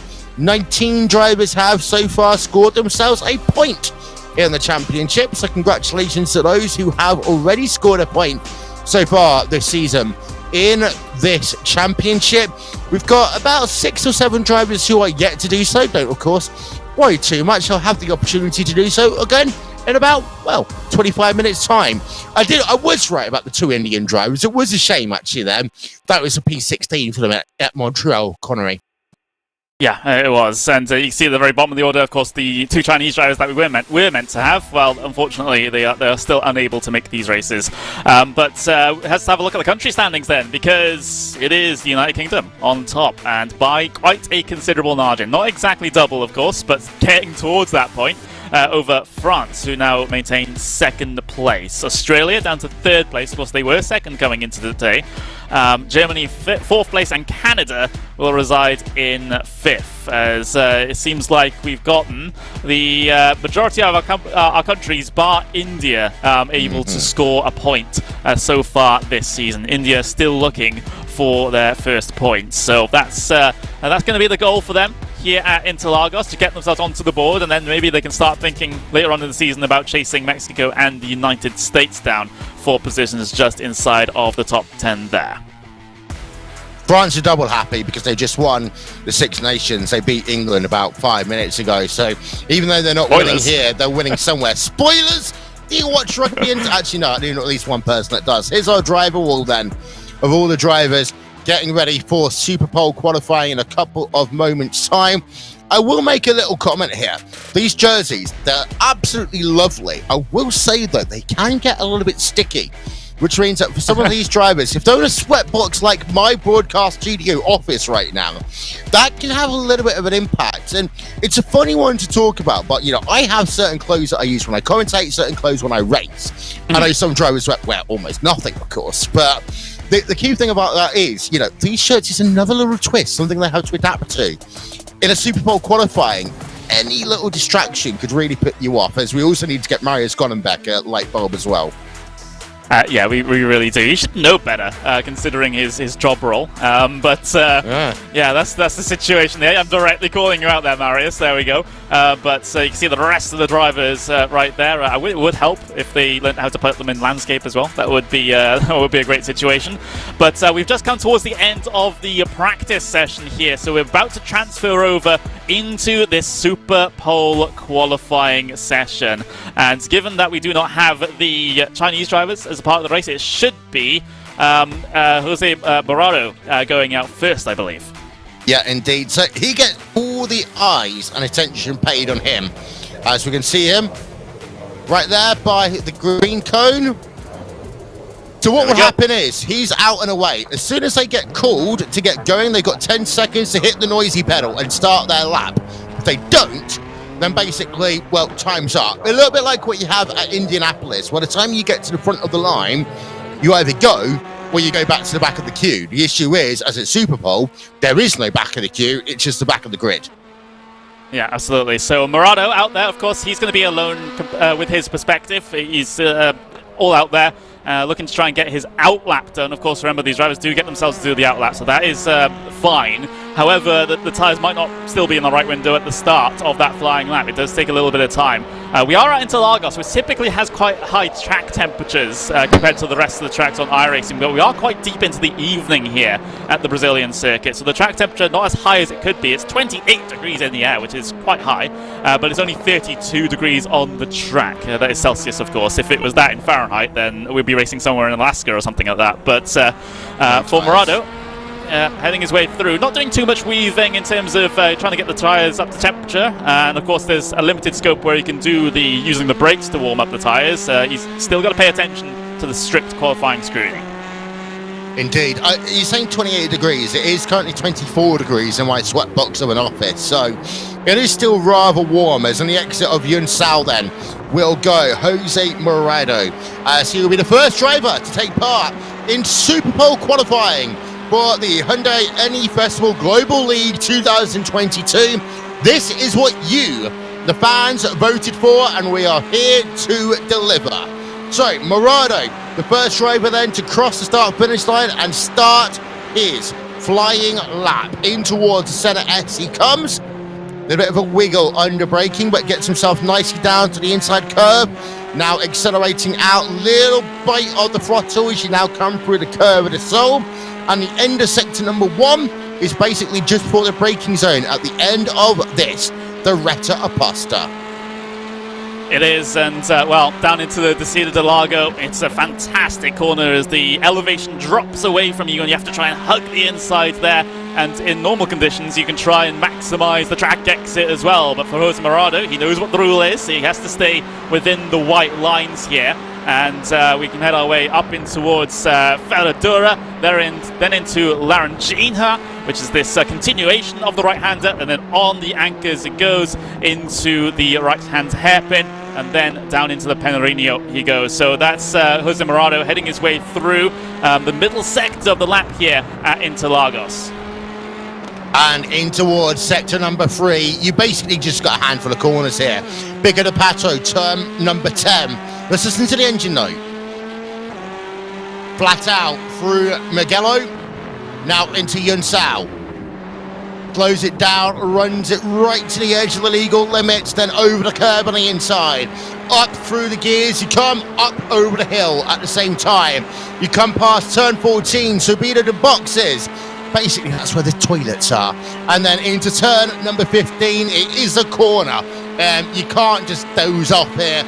And then our first lap in the books then, Jose Morado does a 1 minute 42.694, 693 even. It got rounded down a little bit. So our first driver, we turn to our second driver. It's a hometown man. It's Fabio Zampolini from Brazil. Yeah, so should be pretty good at this racetrack if you believe in people from the country of the racetrack tend to be good at it. It's not always the case, but we'll have to see whether it is here for Fabio Zampolini. You can see him on the right-hand side, laser focused on the task ahead, and hopefully he's kept this lap valid. Of course, there is the stewards haven't allowed the sort of little bit of a leeway with regards to the track limits on the entry to Yunsao, so that is absolutely fine as he now starts to climb the hill towards the start finish line. It's going to be 100% throttle all the way through these left-handers here. You do dip inside the pit entry there to hug the wall and shorten your distance all the way to the start finish line. What's the lap time going to be for the number 32 driver from Brazil? It's a 1:41.941, which is good enough to go provisional pole. That is an advantage of about 0.7 of a second. As we now turn to the youngest driver in the series, Noah Carpenter from America. I understand that Lovely Cha-Cha then is not actually doing a qualifying lap by the look of that. We'll get a confirmation of that one in a moment's time. But Noah Carpenter then, 13 years old he is, from America, working himself through the infield section right now, through turns 9, Pinheiro.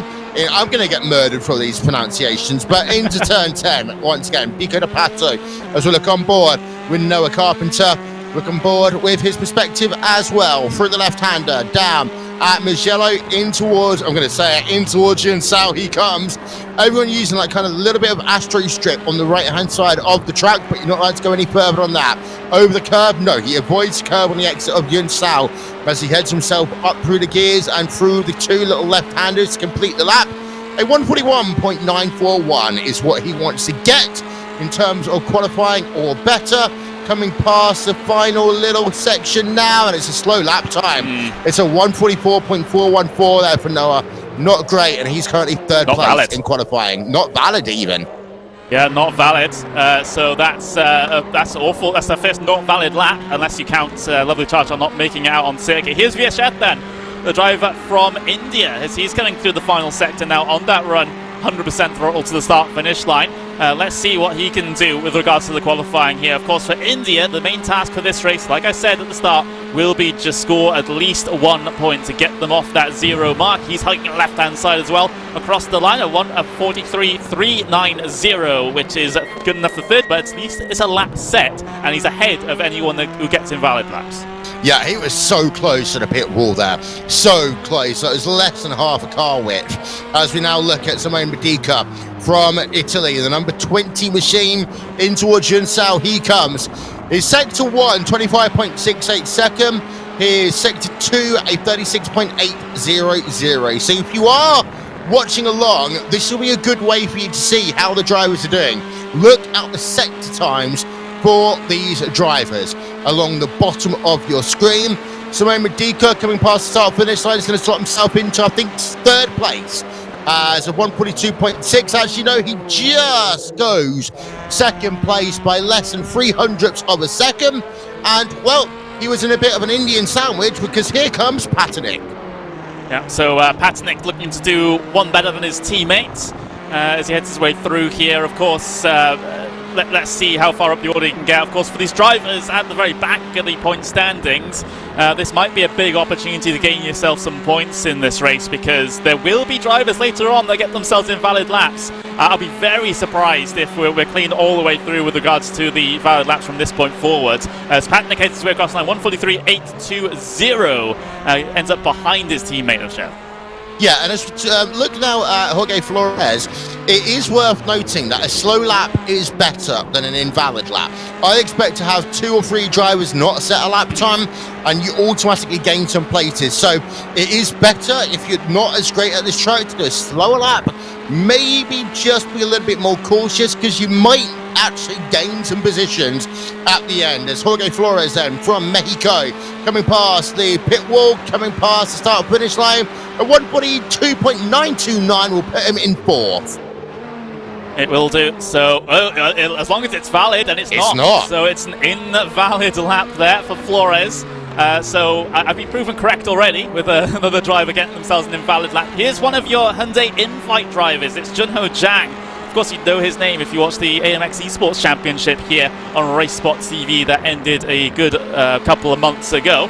Of course, the first big racing esports competition on iRacing in South Korea. So certainly a name that knows how to go around a racing circuit, and he's going to drive to the line now. So as long as this lap is valid, it's 1:42.8, which is a decent lap there. But is it valid? Yes, it is. 4th place. Although he just pulls over at the end of his lap, which is against the rule. We'll get confirmation from the stewards at the moment. As we now go up to Gail Valero. This could be a good lap by Gail. Also, the AMX Esports Championship will never end in our hearts, as we got the number 33 car all over the curb, actually. You don't see drivers normally over the curb down at the speed of the boxes, and Valero was really aggressive there. That will cost him a couple of tenths of a second. Past the line, 1:41.962, 200ths of a second behind Zampolini, and the curbs there would have cost him those 200ths. Here's Kim Kim then. It's crucial for him to get himself a good qualifying. He was caught in roughly the back of that leading train at Circuit Gilles Villeneuve, so for him to put it towards the top of the order in this one is going to be so important for both himself in his Drivers' Championship and, of course, South Korea in the Country Championship. So for Kim, it was a solid finish. Don't get me wrong, it was a solid finish at Circuit Gilles Villeneuve, but he wants to be back fighting for podium positions, and across the line he goes, a 1:41.3, which is pole position. Yeah, 1:43.326 there for Jimin Kim. So now we got our first American qualifying, Michael Polasek in the number 45 full send car.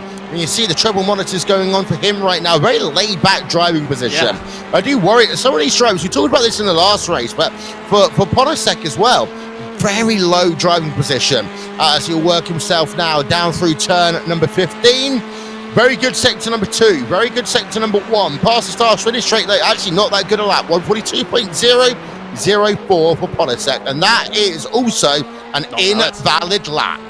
Yeah, another invalid lap, so he'll be starting roughly near the back. For those drivers that do not set themselves qualifying times here, well, they are ordered at the back of the grid based off of their iRating. So that's the situation there.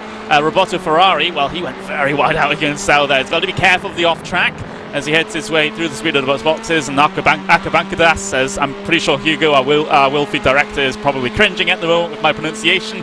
But across the line he goes, just a nod forward and a deep breath taken for Roberto Ferrari, a 1:42.197, which is good enough for 4th place.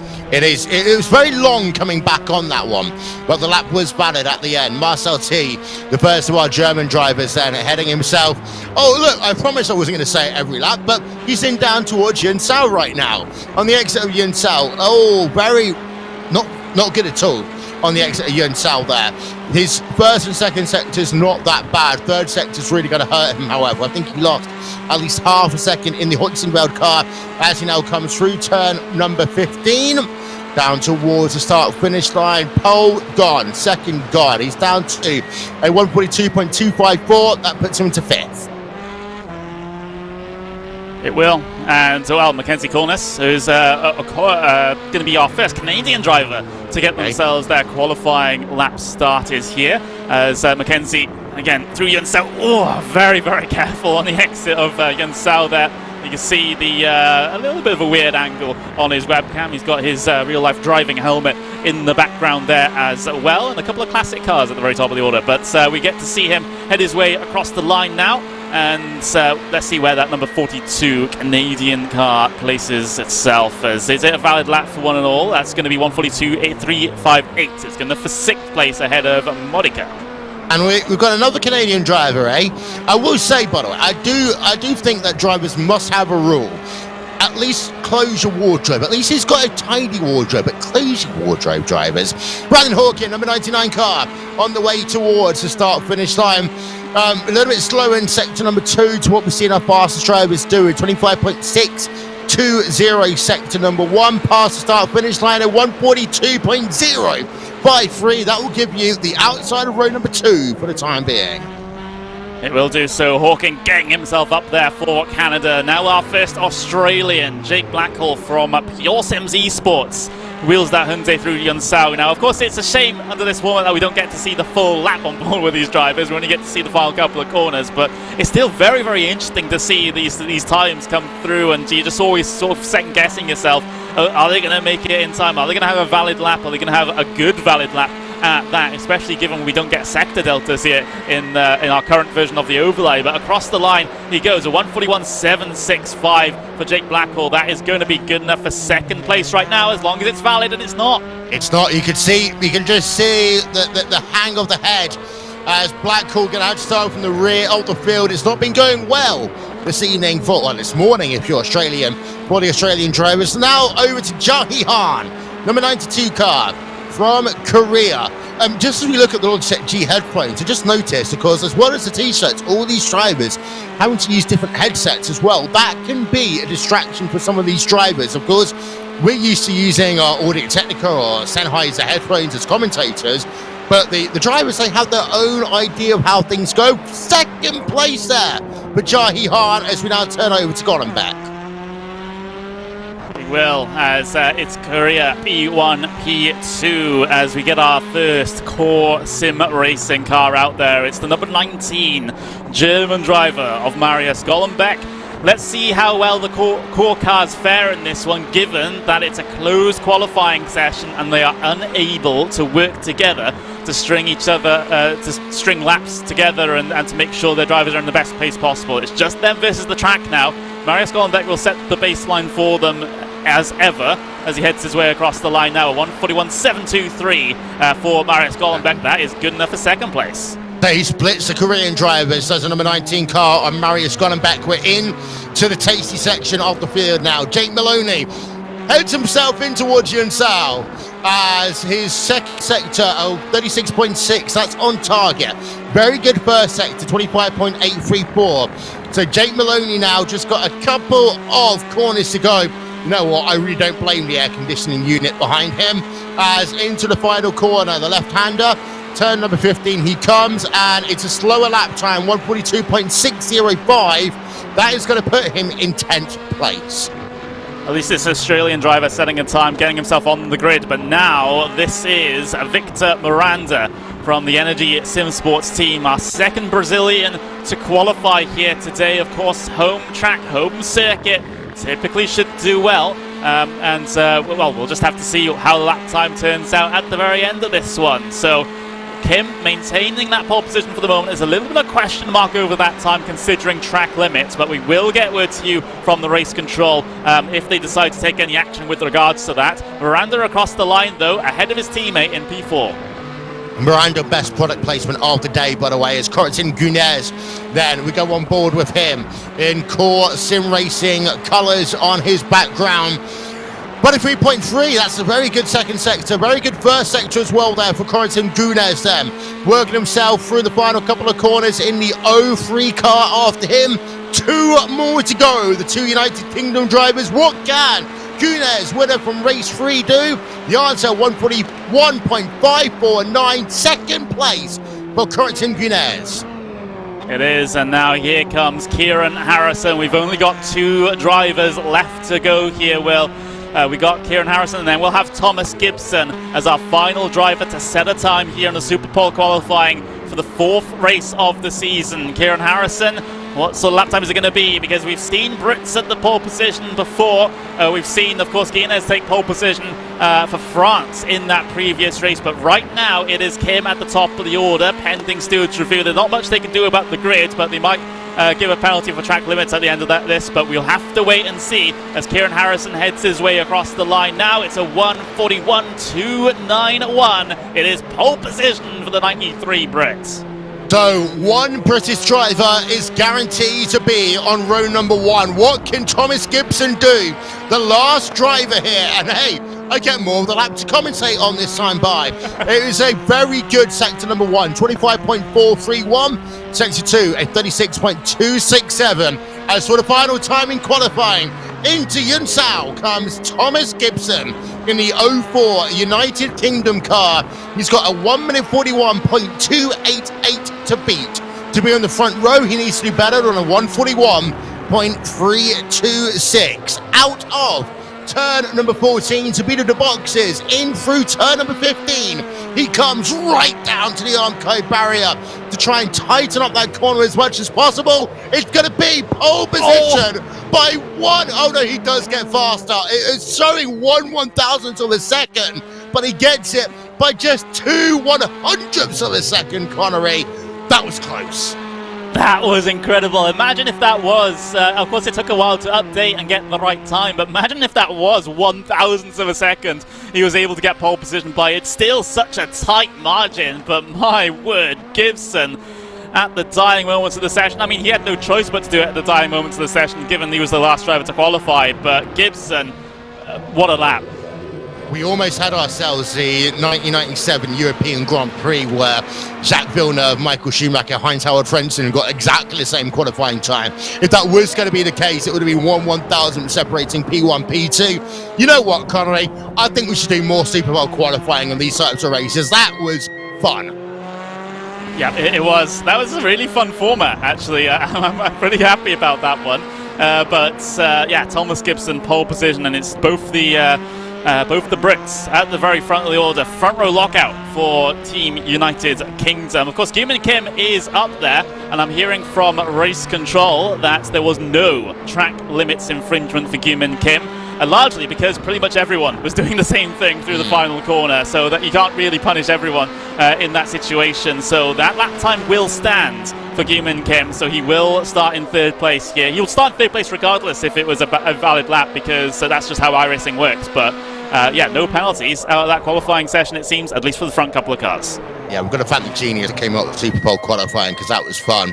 Harking back to some of the olden days in Aussie touring cars, Aussie V8s even do it, so what I was going to say. Super Bowl qualifying, you see it in other formats, in IndyCar, in Formula One, they used to do one lap qualifying like this. We need more one lap qualifying than that, because that was incredibly fun to watch. Qualifying is over, and that means we are going to very shortly head ourselves down to the starting grid for race number 4 of Hyundai N Festival Global League 2022. Don't forget, by the way, you can view live timing and scoring at RaceSpotTV/timing, and also you can join the vote right now as to what will be our lucky dip for the next time we head on out here to our second round. We'll talk about that one in a moment's time, as here's our starting grid. It's Gibson from Harrison, Kim from Gunes, Gollenbeck from Hahn. There are your top 6 and your top 3 rows here for your starting grid for race number 4 of the 10-round season. Then in P number 7, we're going to head it on back. You've got yourself Victor Miranda. You've got Fabio Zampolini, all Brazilian, row number 4. Gail Valero, 9th. Brandon Hawkin, 10th. Roberto Ferrari, 11th. And Marcel T in 12th place. Mackenzie Corinth is going to be in 13th place. Jake Maloney and Simone Medico rounds out your top 15. Okay, Connery, survive the center rest, survive Curva de Sol, survive to Sega de Largo, and then survive the infield. That's your lap number 1. Survive the entirety of the first lap, if you ask me in this situation. Of course, we know how aggressive drivers like, for example, Gumin Kim are. He showed a huge amount of aggression, perhaps a little bit too much aggression in the second race of 2 weeks ago. Let's see what he's able to do at the very front, up against the 2 British drivers on the very front row of the starting grid here today. We get to talk about our favourite topic ever, Will. and that's the fact that this pit lane, or rather this pit straight, undulates. So the drivers at the front will be starting uphill, the drivers at the back downhill. Correct.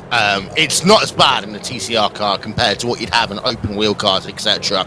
And yeah, it's not since Mr. Wilford, since you need to use the word survive, survive, survive on the opening lap of this race, because it's not a long run from the start-finish line down into the center rest. And we talk about the uphill downhill as well, though, Connery. You've got the situation, the drivers at the back, they are going to have to properly brake into the first corner compared to the drivers at front, who's barely getting up to speed. Yeah, absolutely, as we'll get ourselves the race underway in just a couple of moments' time. The Super Bowl qualifying was exciting, Will. Let's see if we get an exciting race. Over to Barney to get ourselves under starting orders for round number 4 of the Hyundai N Festival Global League 2022. We are underway, and it looks as though it's a bit of a slow start, actually, by Kieran Harrison as we come down into the center rest for the first time. Thomas Gibson has the first place, and you've got then Harrison and Kim going side by side into the center rest. Kim is going to steal second place, but going way wide in that first corner. What a move by Kim and Kim as they're too wide behind. Oh, a little bit of a squeeze to the pit exit as well. Elbows out for Guillaume and Kim. There was still a car's width of space there, so I think that should be fine. As Guinness heading his day down the inside of his teammate now of Marius Gollenbeck. So Guinness looking to try and keep the German behind him. Of course, same esports team, different country team, so all is fair in this battle. As we see that Thomas Gibson trying to run away. Oh, we got a big incident at the back with the number 10 in the wall of Junho Zhang, and a couple of others spun round. I think it was one of the Indian drivers as well. It was, yeah, one of the Indian drivers, as well as Junho Zhang. He's one of our invited drivers into the series, but that was a power move down at turn number 1. We can just see how close some of these drivers are as they work themselves now through the infield section. I do just want to remind you, because I saw Marius Gollenbeck do it in turn 5, lap number 1. If you do go off wide on this racetrack onto the Astro turf or onto the painted concrete, you've got to make sure that you have right of way to come back in. You do not force your way back onto track. Other drivers have right of way. You've got to find a way of doing it safely yourself, even if it costs you 10, 15 positions. Lap number 1 is in the books. Thomas Gibson, 2/3 with a second advantage over Jim and Kim. Now, the humidity of this racetrack, Connery, will determine how strong the draft is. Yeah, it will. I won't get into the science of it because I don't really know myself. I'll be completely honest with regards to that one. You see the two Italian drivers, I believe, going wheel to wheel, door to door through turn number 1 down the center S's. They go for the second time in this race. You got Marcel Tai involved in the back of this one as well. He's got Polasek on the inside, trying to get something done through the Curva del Sol, the full send racing esports Hyundai. And we've also got everyone almost trying to get themselves involved in this one as well. It's fantastic to see Morado is trying to squeeze his way through on Tai's tire tracks, but he pushes wide through the Decido del Lago, and one of the Italian drivers, Ferrari, looking for the inside there as well, as he'll go to driver's left-hand side. It was one of the in drivers, correct. It was the number 44 of Sif who's involved in the incident with Junho Zhang. Zhang is on pit road, I believe, out of the race. He's definitely getting some long repairs done to his race car. So for all facts, he's out of the race. If you saw, that was a bit of a punterino there.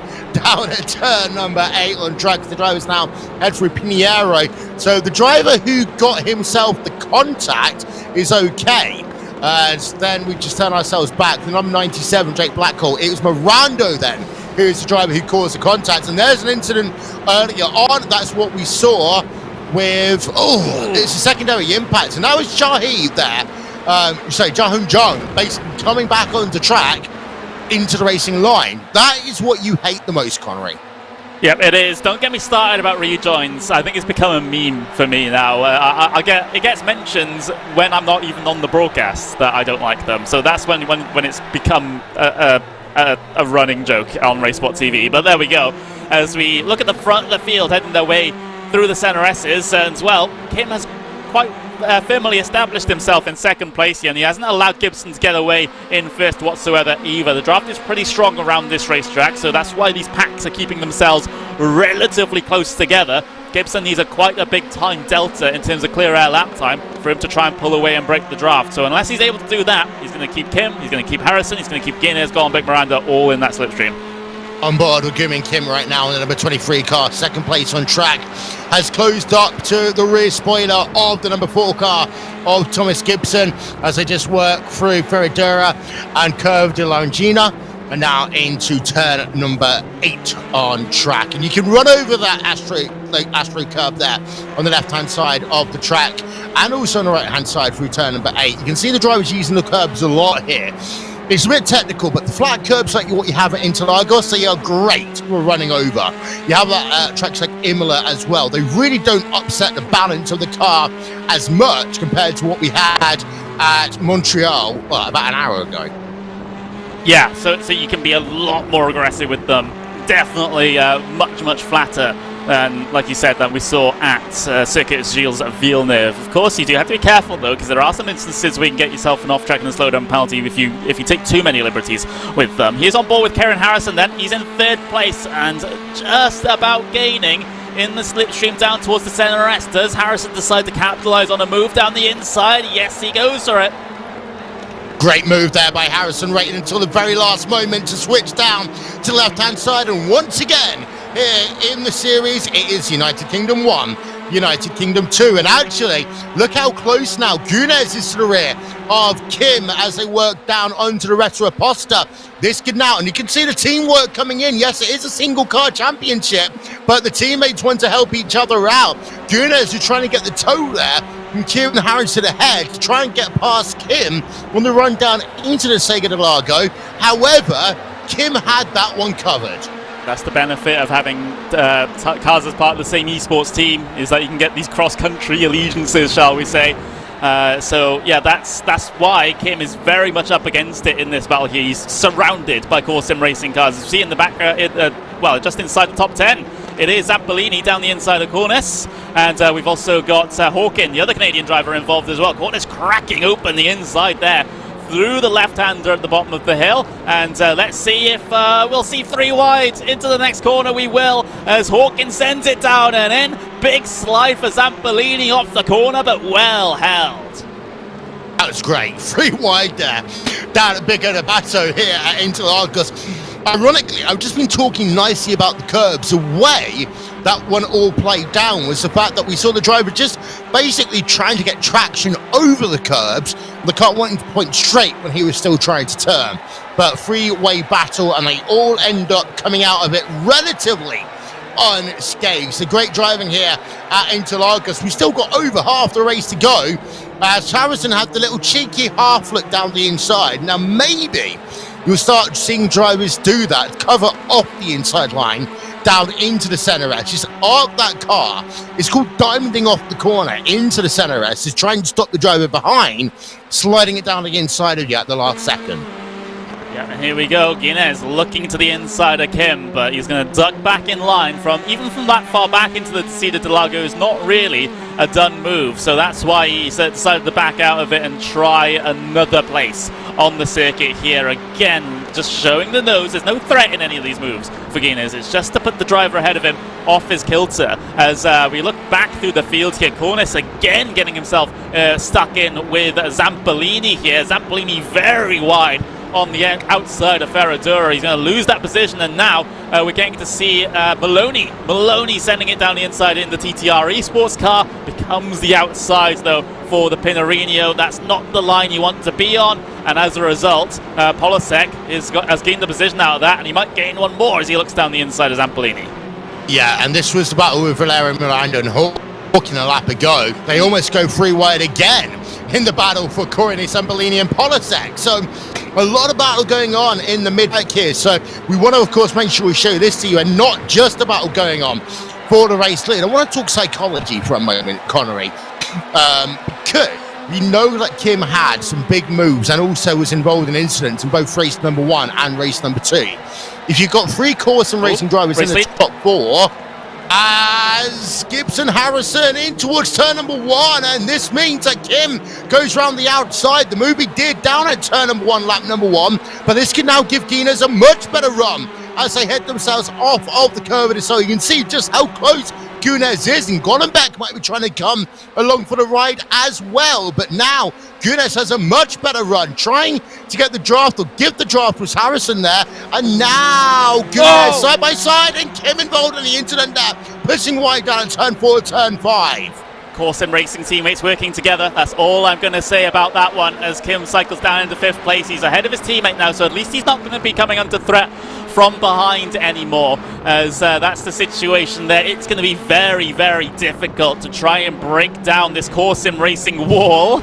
I was going to say, because Gollenbeck almost ran into the back of Gunes there. They might have just sort of self-destructed if there was a little bit of an incident there.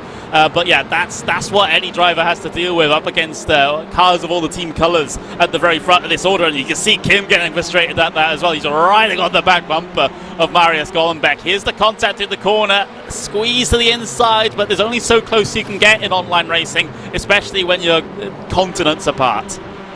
And I think that, in my opinion, you can't push the driver much further if he's already on the curb.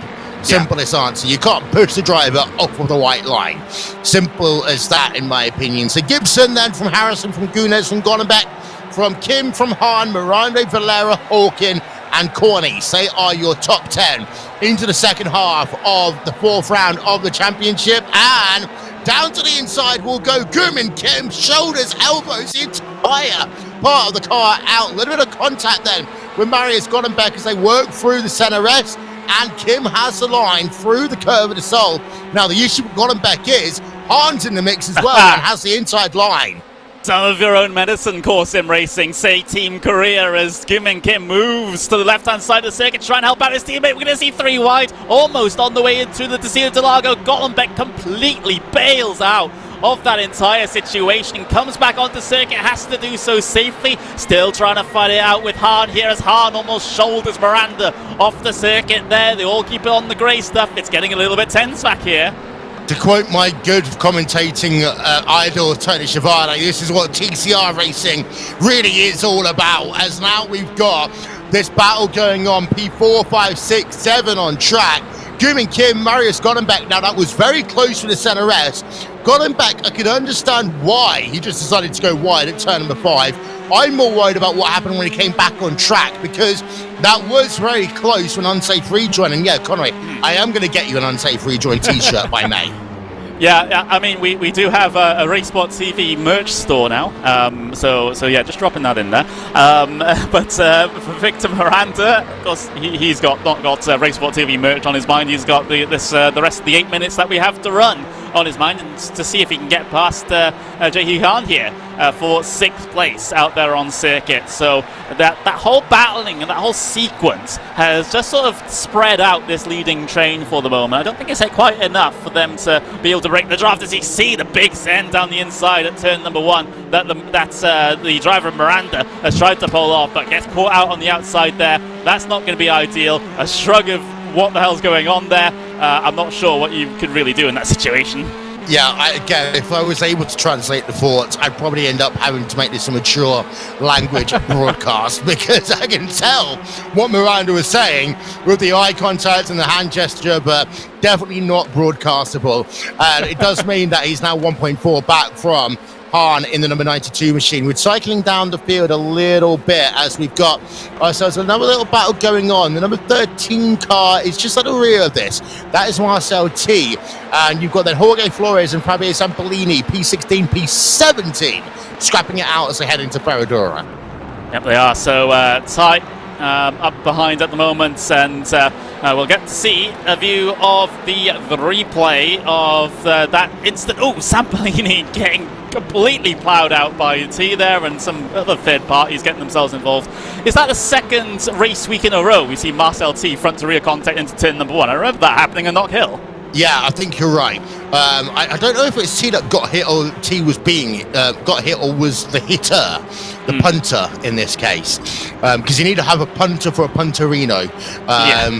Yeah, but we'll have a look at that one again after the race. We'll get another indication of that one. Meanwhile, look how close to number 99 is of Hawkin to the rear of his fellow Canadian of Cornice. And there's no Canadian politeness as they come down in towards turn number 1. They are scrapping it out, hammer and tong right now. And, well, there's basically nothing more than a Tim Hortons cut between them. Yeah, and there's a Tim Hortons relatively near where I live. It's pretty good, actually. Not sponsored, of course, but there we go.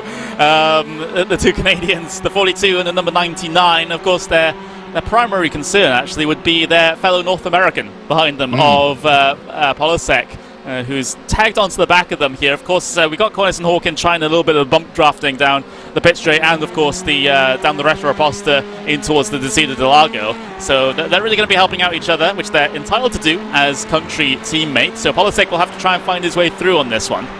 It's interesting because in North America, you've got the United States and the massive north-south divide. Then you've got Canada, which has got the massive east-west divide. Of course, part of the country still speaks French, as well as English, like you have in Montreal, and the rest of the country pretty much just speaks English. And you've got the east-west divide. So even though they might be the part of the same country, it's a little bit like we haven't talked about this, there is a rivalry, technically, between Gibson and Harrison in the United Kingdom, even though they're running in the same barrier. Because you've got the nations of the United Kingdom, and let's be honest, they don't always get along. Yeah, I mean, I wasn't born in Wales, but I grew up there, so I do kind of consider myself Welsh because my dad is Welsh. But yeah, there's certainly that sentiment between all of the nations of the United Kingdom. But yeah, that's just I don't think that's going to really factor in this one. But so we see the country standings top right-hand side of your screen. As it is United Kingdom leading, and well, a potential sort of position further back as Golombek tries to get one back over Kim and Kim, and well, Kim able to maintain that position for now. I know Golombek far better than any other driver in this series because I actually did my first ever commentary of him. We were business partners for 2 years. We've worked together in other series. Golombek is one of these drivers, he can stalk you and then eventually just give up and try and overtake you. He's just done that, by the way, getting himself past Kim and Kim into the Saga de Lago as we now turn our attention to Polasek and Hawkin side by side. Actually, it's Polasek and Cornice even, and Polasek able to hold the inside line. You hold it for long enough, you can then drift out and then have the inside line into Paradura, and that's exactly what Polasek just did. Yeah, absolutely. So two passes happening at the same time. It's not really possible to get themselves pay attention to everyone. But yeah, Guinness and Golombek, they've re-established the front four of the core sim racing outfit at the very front. So Kim slides back into 5th place, Hahn in was 6th place. Now Hahn has got past his teammate. So what's happened up there? There's a bit of tyre smoke in the air as these guys are heading their way through. I wonder if there was a little bit of a problem there for Kim as he's lost another about half a second over his teammate of Hahn. So we'll have to see what's happened here. Okay, here's Kim and Kim. Oh, did he tag the grass on the outside? Big drift around the outside, able to gather it up, although losing a position to his teammate.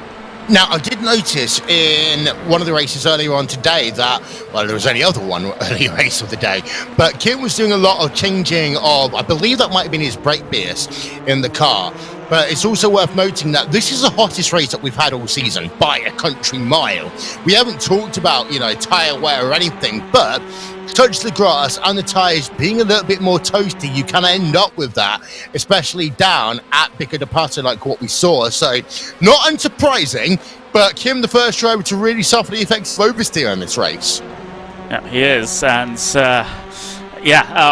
that might be a little bit more of a concern in these final laps, depending on how the tyres are holding up. But let's see But the thing is, front-wheel drive, they sort of tend to push a little bit more than they do sort of get loose on the exit of corners. So that that's the situation there. So I will mentally correct myself. I was about to go into a very rear-wheel drive focused point, but there we go. Fabio Zampolini has had a problem through the Desida de Lago and continues to fall further back through the order. So that's not ideal for Team Brazil, as they had a decent qualifying. It's just that the race seems to have not really come together for them. Again, two tyres in the dirt. Grass. And T is just go. There was contact with T there, the German driver, as Zampolini came back across circuit.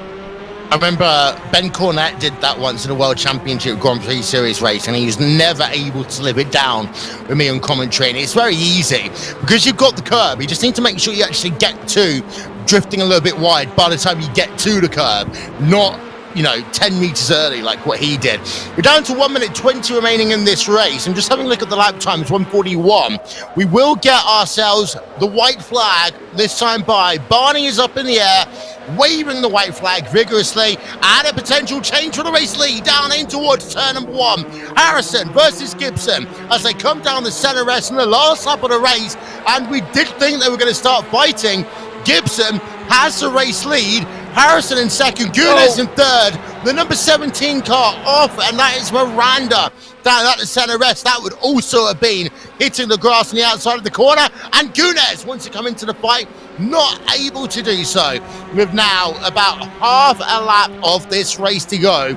Gibson in the number 4 car does lead. If it's going to be a pass at this stage, it is going to be a massive send into maybe Bico de Pato, maybe into Yunsao. But for the time being, Gibson, all he has to do now is run his lines, and he'll claim his second victory of the season. Harrison in the number 93 car is still stalking, still holding as they work through the middle sector, as is Gunes. Marius Gonnenbeck is about 3.3 seconds back as they're into Bico de Pato for the final time in this race. 1, 2, 3, heading down in towards Yunsao for the final time in this race. Confirmation, this is the last lap of the event, as out of Yunsao they come, and oh my word, Harrison going wide, taking the Kimi Räikkönen approach, almost losing second place to Gunes right at the end of the race. I do not believe it. Gibson wins in the 04 car by just a smattering of a hundredths of a second over Gunes. Gunes comes home second, but I get that, 43 one-thousandths of a second. Harrison in third. It all went wrong for Harrison down at Yunsao, the corner that gave us no drama for an hour and a half. Connery gives us drama on the last lap of the race.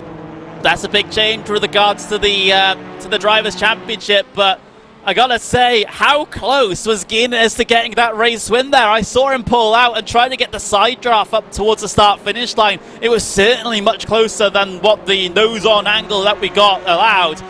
So that could have all ended in tears for the British driver, and Guinness could have gotten a double race win here today. It didn't happen that way though, as Gibson gets it. He wins race number 4 of the championship, but Harrison, he's got to be kicking himself. It was an unforced error, pushing wide through Yunsao, that has lost him crucial points. Here's the replay. He didn't get the grass, he just got T-boned. Oh my word. Miranda, number 7, that's the reason why he had to take it back to pit road. That car would have been completely undrivable. But yeah, Thomas Gibson is your winner from the United Kingdom. We are, of course, going to have our press conference in a few moments' time after we run through your race results. Team Tyres, our junior Kankapati, will join us for that one in a couple of moments. What a race we have had here. What 2 races have we had in the Hyundai N Festival Global League 2022? Drivers coming back on towards pit road. There are your race results. Thomas Gibson, United Kingdom, wins by just 42 one-thousandths of a second over Corentin Gunes. Kieran Harrison in third place. Well, he was in second until Yunsao, final lap, then goes wide, loses that second position. Marius Gonnenbeck, 4th place. The 2 Korean drivers of Gumin Kim and Jae Han, 5th place and 6th place. Gail Valeri in P7, Michael Polisek in 8th. Then the 2 Canadians of Brandon Hawkin and Mackenzie Cornies rounding out your top 10. Fastest lap of the day done by Kieran Harrison, lap number 2 of this race at 141.355. 2 Australians in 11th and 12th. 2 Italians in 13th and 14th. Marcel T in 15th place, and 2 Mexicans in 16th and 17th. Virsi, after an incident early on, recovers and rebounds to P18 for India. Nolan Carpenter in 19th place. Love the Cha-Cha, a top 20 for her. 2 Brazilians down at the rear of the foot. You know what? This reminds me of old school Formula 1, Connery, when the teams are all lined up one behind each other. Yeah, it is. It really is. And what a missed opportunity there for Team Brazil. let's have a look at the unofficial standings then, because that means that, well, they're not tied anymore coming out of this weekend. It is Thomas Gibson at the very top of the order. 5 points is the advantage over Kieran Harrison. Of course, Quentin Guinness having a very, very good race weekend here. He's got himself 70 points and up into 3rd place in the championship. Golombek in 4th, Galvalero down in 5th. So that's the situation there. Unprovisionally with regards to the points order in the Drivers' Championships. And of course, we do have to wait for race control to make any post-race decisions. And of course, in a couple of days' time, after any appeals happen too. Yeah, I will say, if it comes down to the last moment of the championship, we're going to have to write it down on a post-it note and remember it, Connery. Last lap, last race, Yun Sao, Kieran Harrison, that could be the championship deciding moment, in my opinion, as we see the country standings. 167 for United Kingdom, 104 for France, 60 for Australia, 58 for Germany, 47 for Canada, 44 for South Korea, 30 for Brazil, as we go back. And again, 10 countries have scored points so far in the series. Unfortunately, India have not, China have not yet participated. But yeah, if it comes down to the last race, we have got to think about what happened to Harrison for 2 reasons. Number 1, he's just loaded a boatload of points. Number 2, what would have happened if all 3 of them were side by side at the line? Yeah, that would have been absolutely crazy, and it would be quite typical for this track, because we have that long full throttle section out of Yun Sao to the start finish line. You know, it's one of those tracks where you can really get yourself a massive photo finish with a good run out of that slow speed corner, and there's not many other tracks like that. Of course, maybe even Circuit Gilles Villeneuve potentially like that. The start finish line is a little bit further down compared to where the final chicane is, but yeah, it's it's just the way race finishes happen sometimes at this circuit, and it's always great to see here in this one as we finally take ourselves away from the country points. And well, we can just wrap things up a little bit here. Of course, we do have our press conference coming up in just a minute and a half.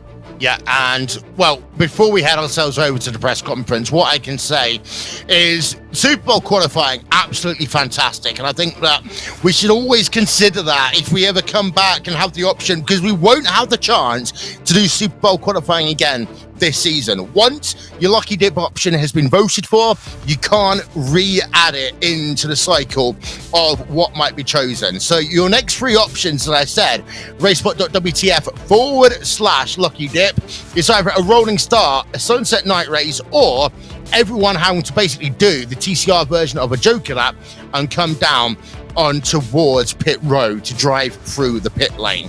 Qualifying, absolutely exciting. The actual start of the race was much cleaner than what I thought about coming into it. I think actually they did a really good job of surviving both this race and actually back at Montreal, of surviving the first couple of corners. But the key things for me is that the course and racing team, know how to work together and were able to use some muscle to get back through the field. Harrison didn't have a good start. We talk about the end of the race. Harrison didn't have a good start to the race, however. That meant he couldn't fight for that race lead until later on in the race. But Golombek, a great showing by him and P number 4 again.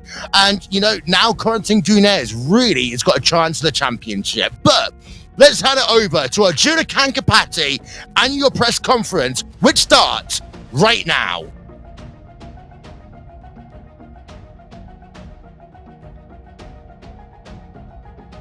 3 drivers have finished on the podium in every single one of our races so far. Thomas Gibson has become the first driver to win 2 races, and he's now celebrating along with his puppy. Thomas, let's talk first about Super Pole qualifying and what that changed for you and the team. We saw you using the draft effectively at the Circuit Gilles Villeneuve, but all by yourself at Interlagos, you converted to pole position. Yes, thanks very much. Montreal, I wasn't really looking forward to that race this week because it's one of my bogey tracks. So to come away from that with a 3rd place finish, I was very happy about that.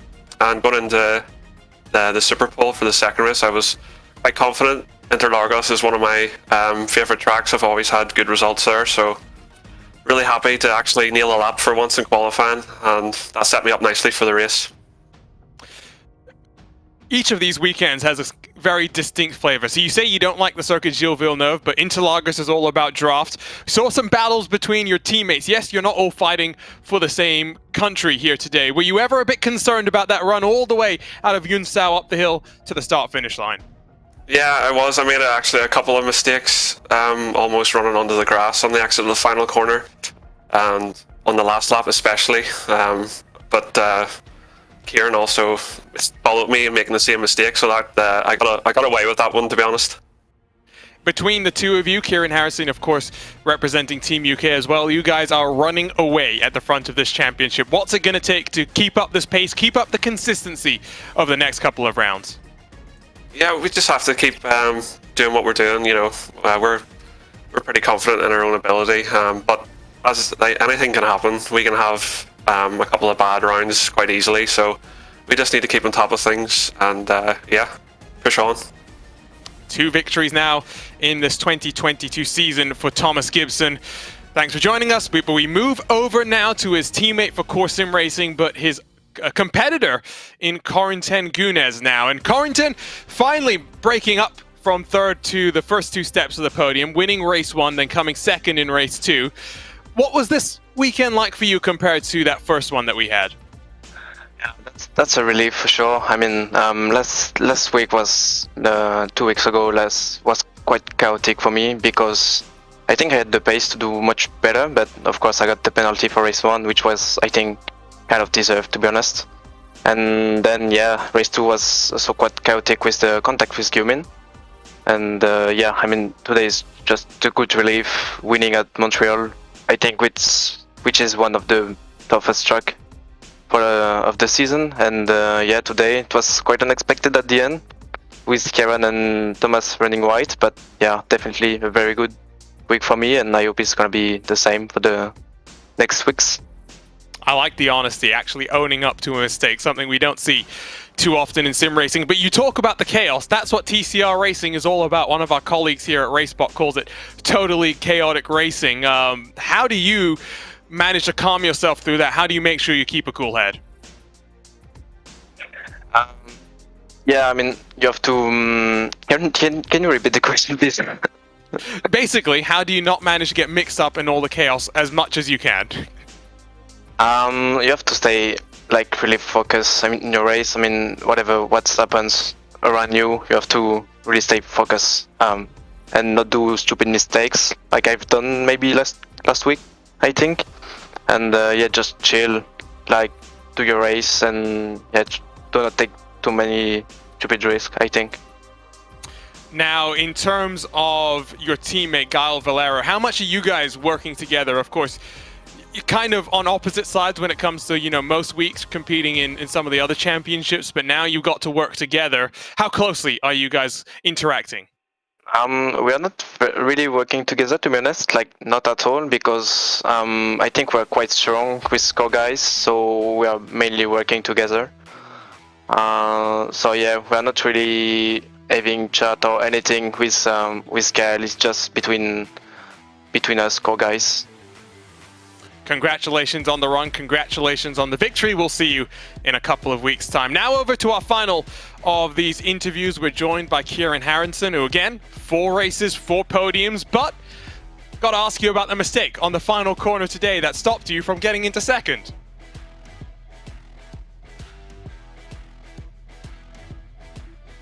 And we will get him eventually, the beauty of live interviews. Kieran, you got a copy with us working now. there? Yeah. I think we got you now. Yep.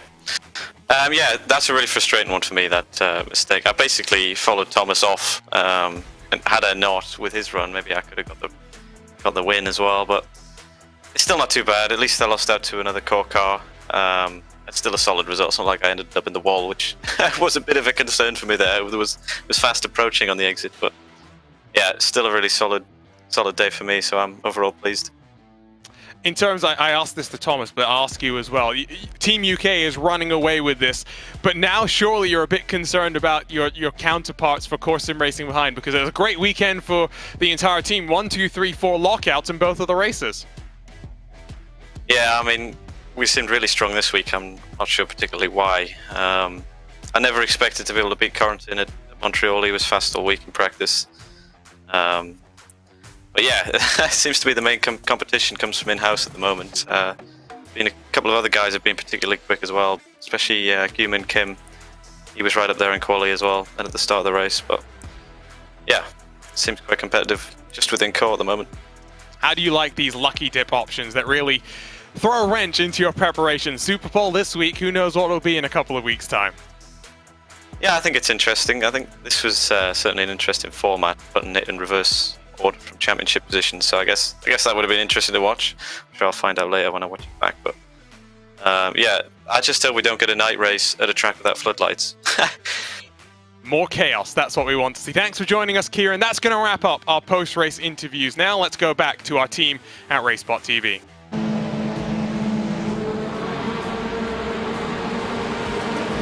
Well, a little bit more action here in race number 2 compared to race number 1. You can see the poor start there from P2 that allowed Guman Kim to go around the outside and take that second place early on. There's the contact at the start of the race into the decided Largo as Jungho Zhang got himself a piece of contact, and then another piece of contact with the other Indian driver trying to head his way down the inside. That kind of spoiled Jungho Zhang's race there. But yeah, lots of close action up and down the field here today in this one. We saw a little bit of infighting in and amongst well, at least not in this instance, but a little bit later on we saw the Canadians and the Americans going up against each other as a sort of North American derby in the middle of the race. And of course we saw this big 3-wide moment in towards the Pico de Pato, which is incredible. Not so incredible for Zampolini, who got himself a little bit of contact in the back there.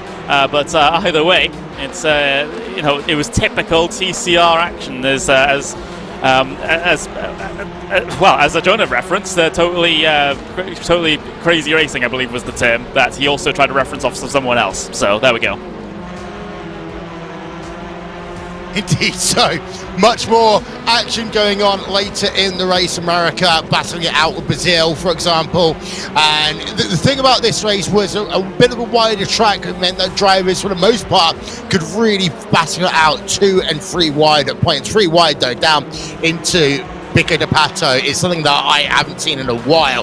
We see there just a little bit of an argy-bargy moment, and then 3 wide into the Saga de Largo. They managed to make it all work, although at that point, that's Marius Collenbeck deciding discretion was the better part of valor as he goes off track and just avoids the chaos around him. Then we see one of the Brazilian drivers almost punted down to the inside of Barradura. We can see Marcel T tagging a driver and then getting tagged in turn, as that was down into the center S, and oh, that was the number 99 car just going completely wide down at the center S, the first corner of the track.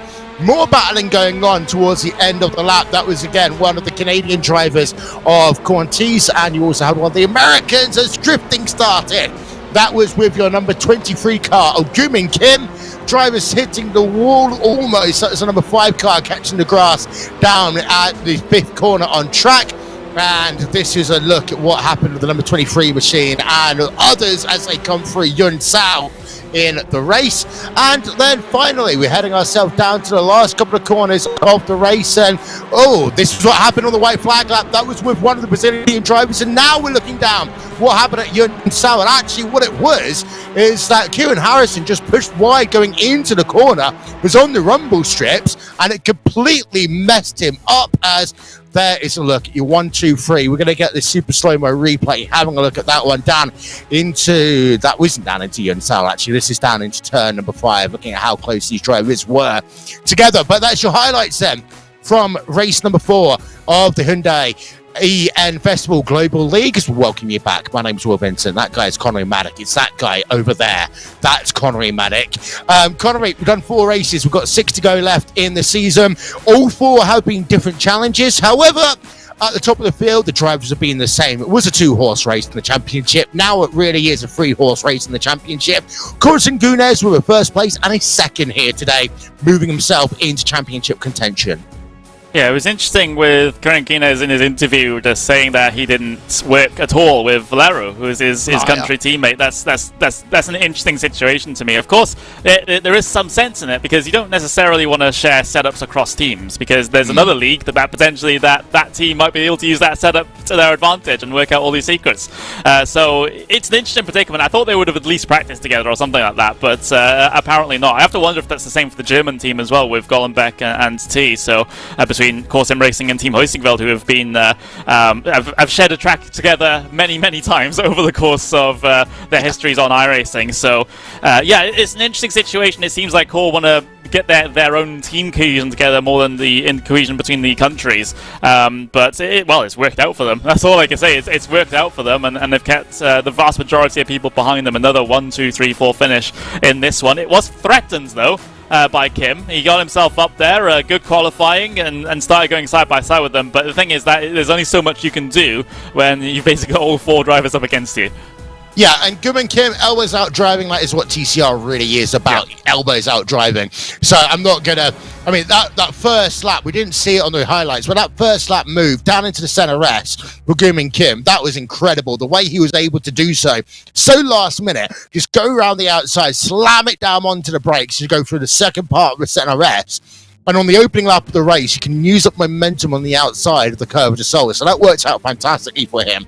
The 2 South Koreans doing great in the championship. To go back to the point about, the countries working together, I think this works really well this series when you've got countries who are not in the upper echelons, as I'm going to call it, of sim racing competitiveness. It works really well, for example, for the Mexicans. I think the Australian teams will get some use out of it. America, Canada, in particular, the Indian team will get some use out of it. But the issue is, you're right, when you've got core sim racing traversing over 3 countries, Germany, France, and United Kingdom, it does make it more difficult. And also, at the end of the day, these core sim racing drivers, they race with each other so often, they've got a different rivalry going on. Yes, they are teammates. Rule number 1, beat your teammate. That's a part of racing.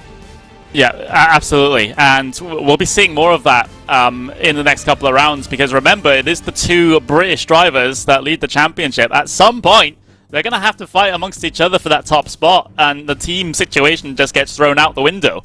So I'm certainly looking forward to that. I'm not necessarily thinking it's going to happen at Phillip Island or Okayama, which is our next 2 races of the season, but certainly in the very latter rounds.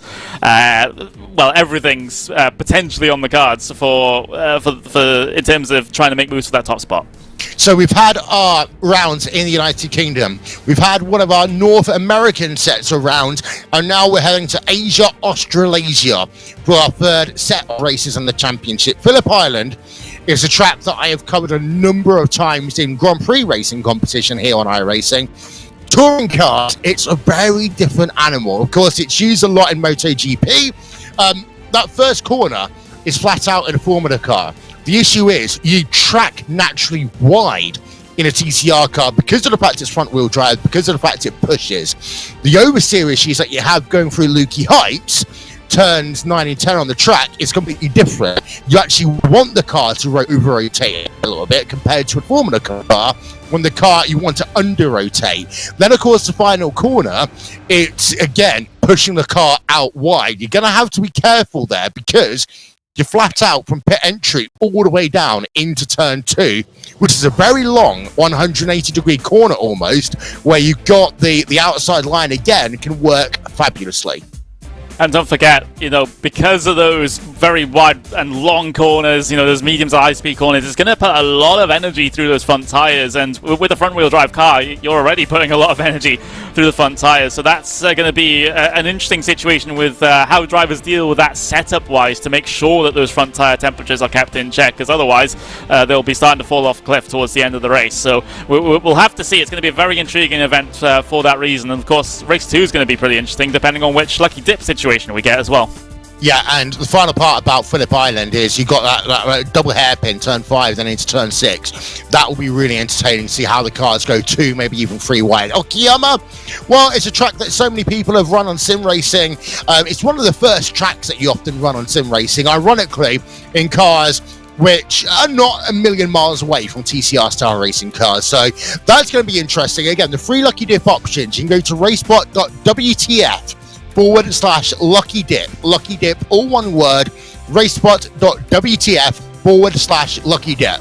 Option number 1, you've got yourself a rolling start instead of standing start. Now, that's going to be interesting because of the final 2 corners. The last corner is literally called last corner, and the way that the pit entry and all of that works out. Your second option is a sunset to night race, which, as was mentioned in the interview, there are no floodlights here, so that will make it entertaining in terms of drivers navigating a track in almost pitch black. And then the final option, it's what I'm going to call the Joker lap for TCR Racing. All the drivers have to at least once, well, hopefully only once, in the race, go down pit lane at pit lane speed limit and make sure that they go all the way in, all the way out without getting a speeding penalty and rejoin the track safely. Yeah, so whichever option is selected, it certainly is something a little bit different that the drivers will have to deal with. Maybe not as logistically complex for us to make than the Super Bowl qualifying that we did for the round at Interlagos, but I'm very interested to see what the community thinks would be a good idea heading into the next week of racing. And don't forget, if you do vote, retweet and comment, you could be winning a Hyundai remote control car as well. So there's an incentive for you to spend 90 seconds of your time voting for the next Lucky Dip option. I want to say thank you to our sponsors, of course, to Hyundai, the partner of this championship, the Hyundai N Festival Global League 2022, to Hankook Tires, to Logitech G, and to Africa TV as well. Thank you also to our broadcast crews in Korean and Portuguese, to Mike working behind the scenes, Mike Yao, and also to Hugo Louise, our executive producer here at RaceSpotTV. That guy over there has been Connery Maddock with me all season long.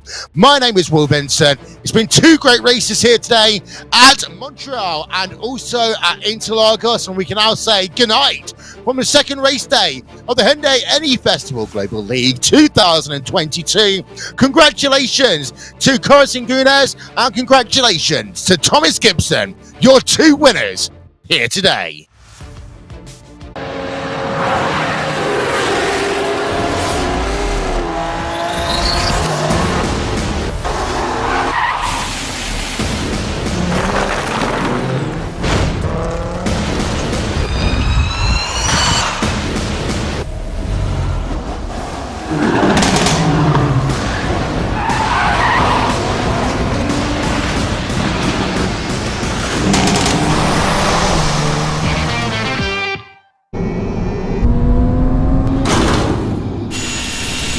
전기차의 소음이 사라진 만큼 타이어의 소음도 사라져야 하니까. Electrified. Hankook Tire.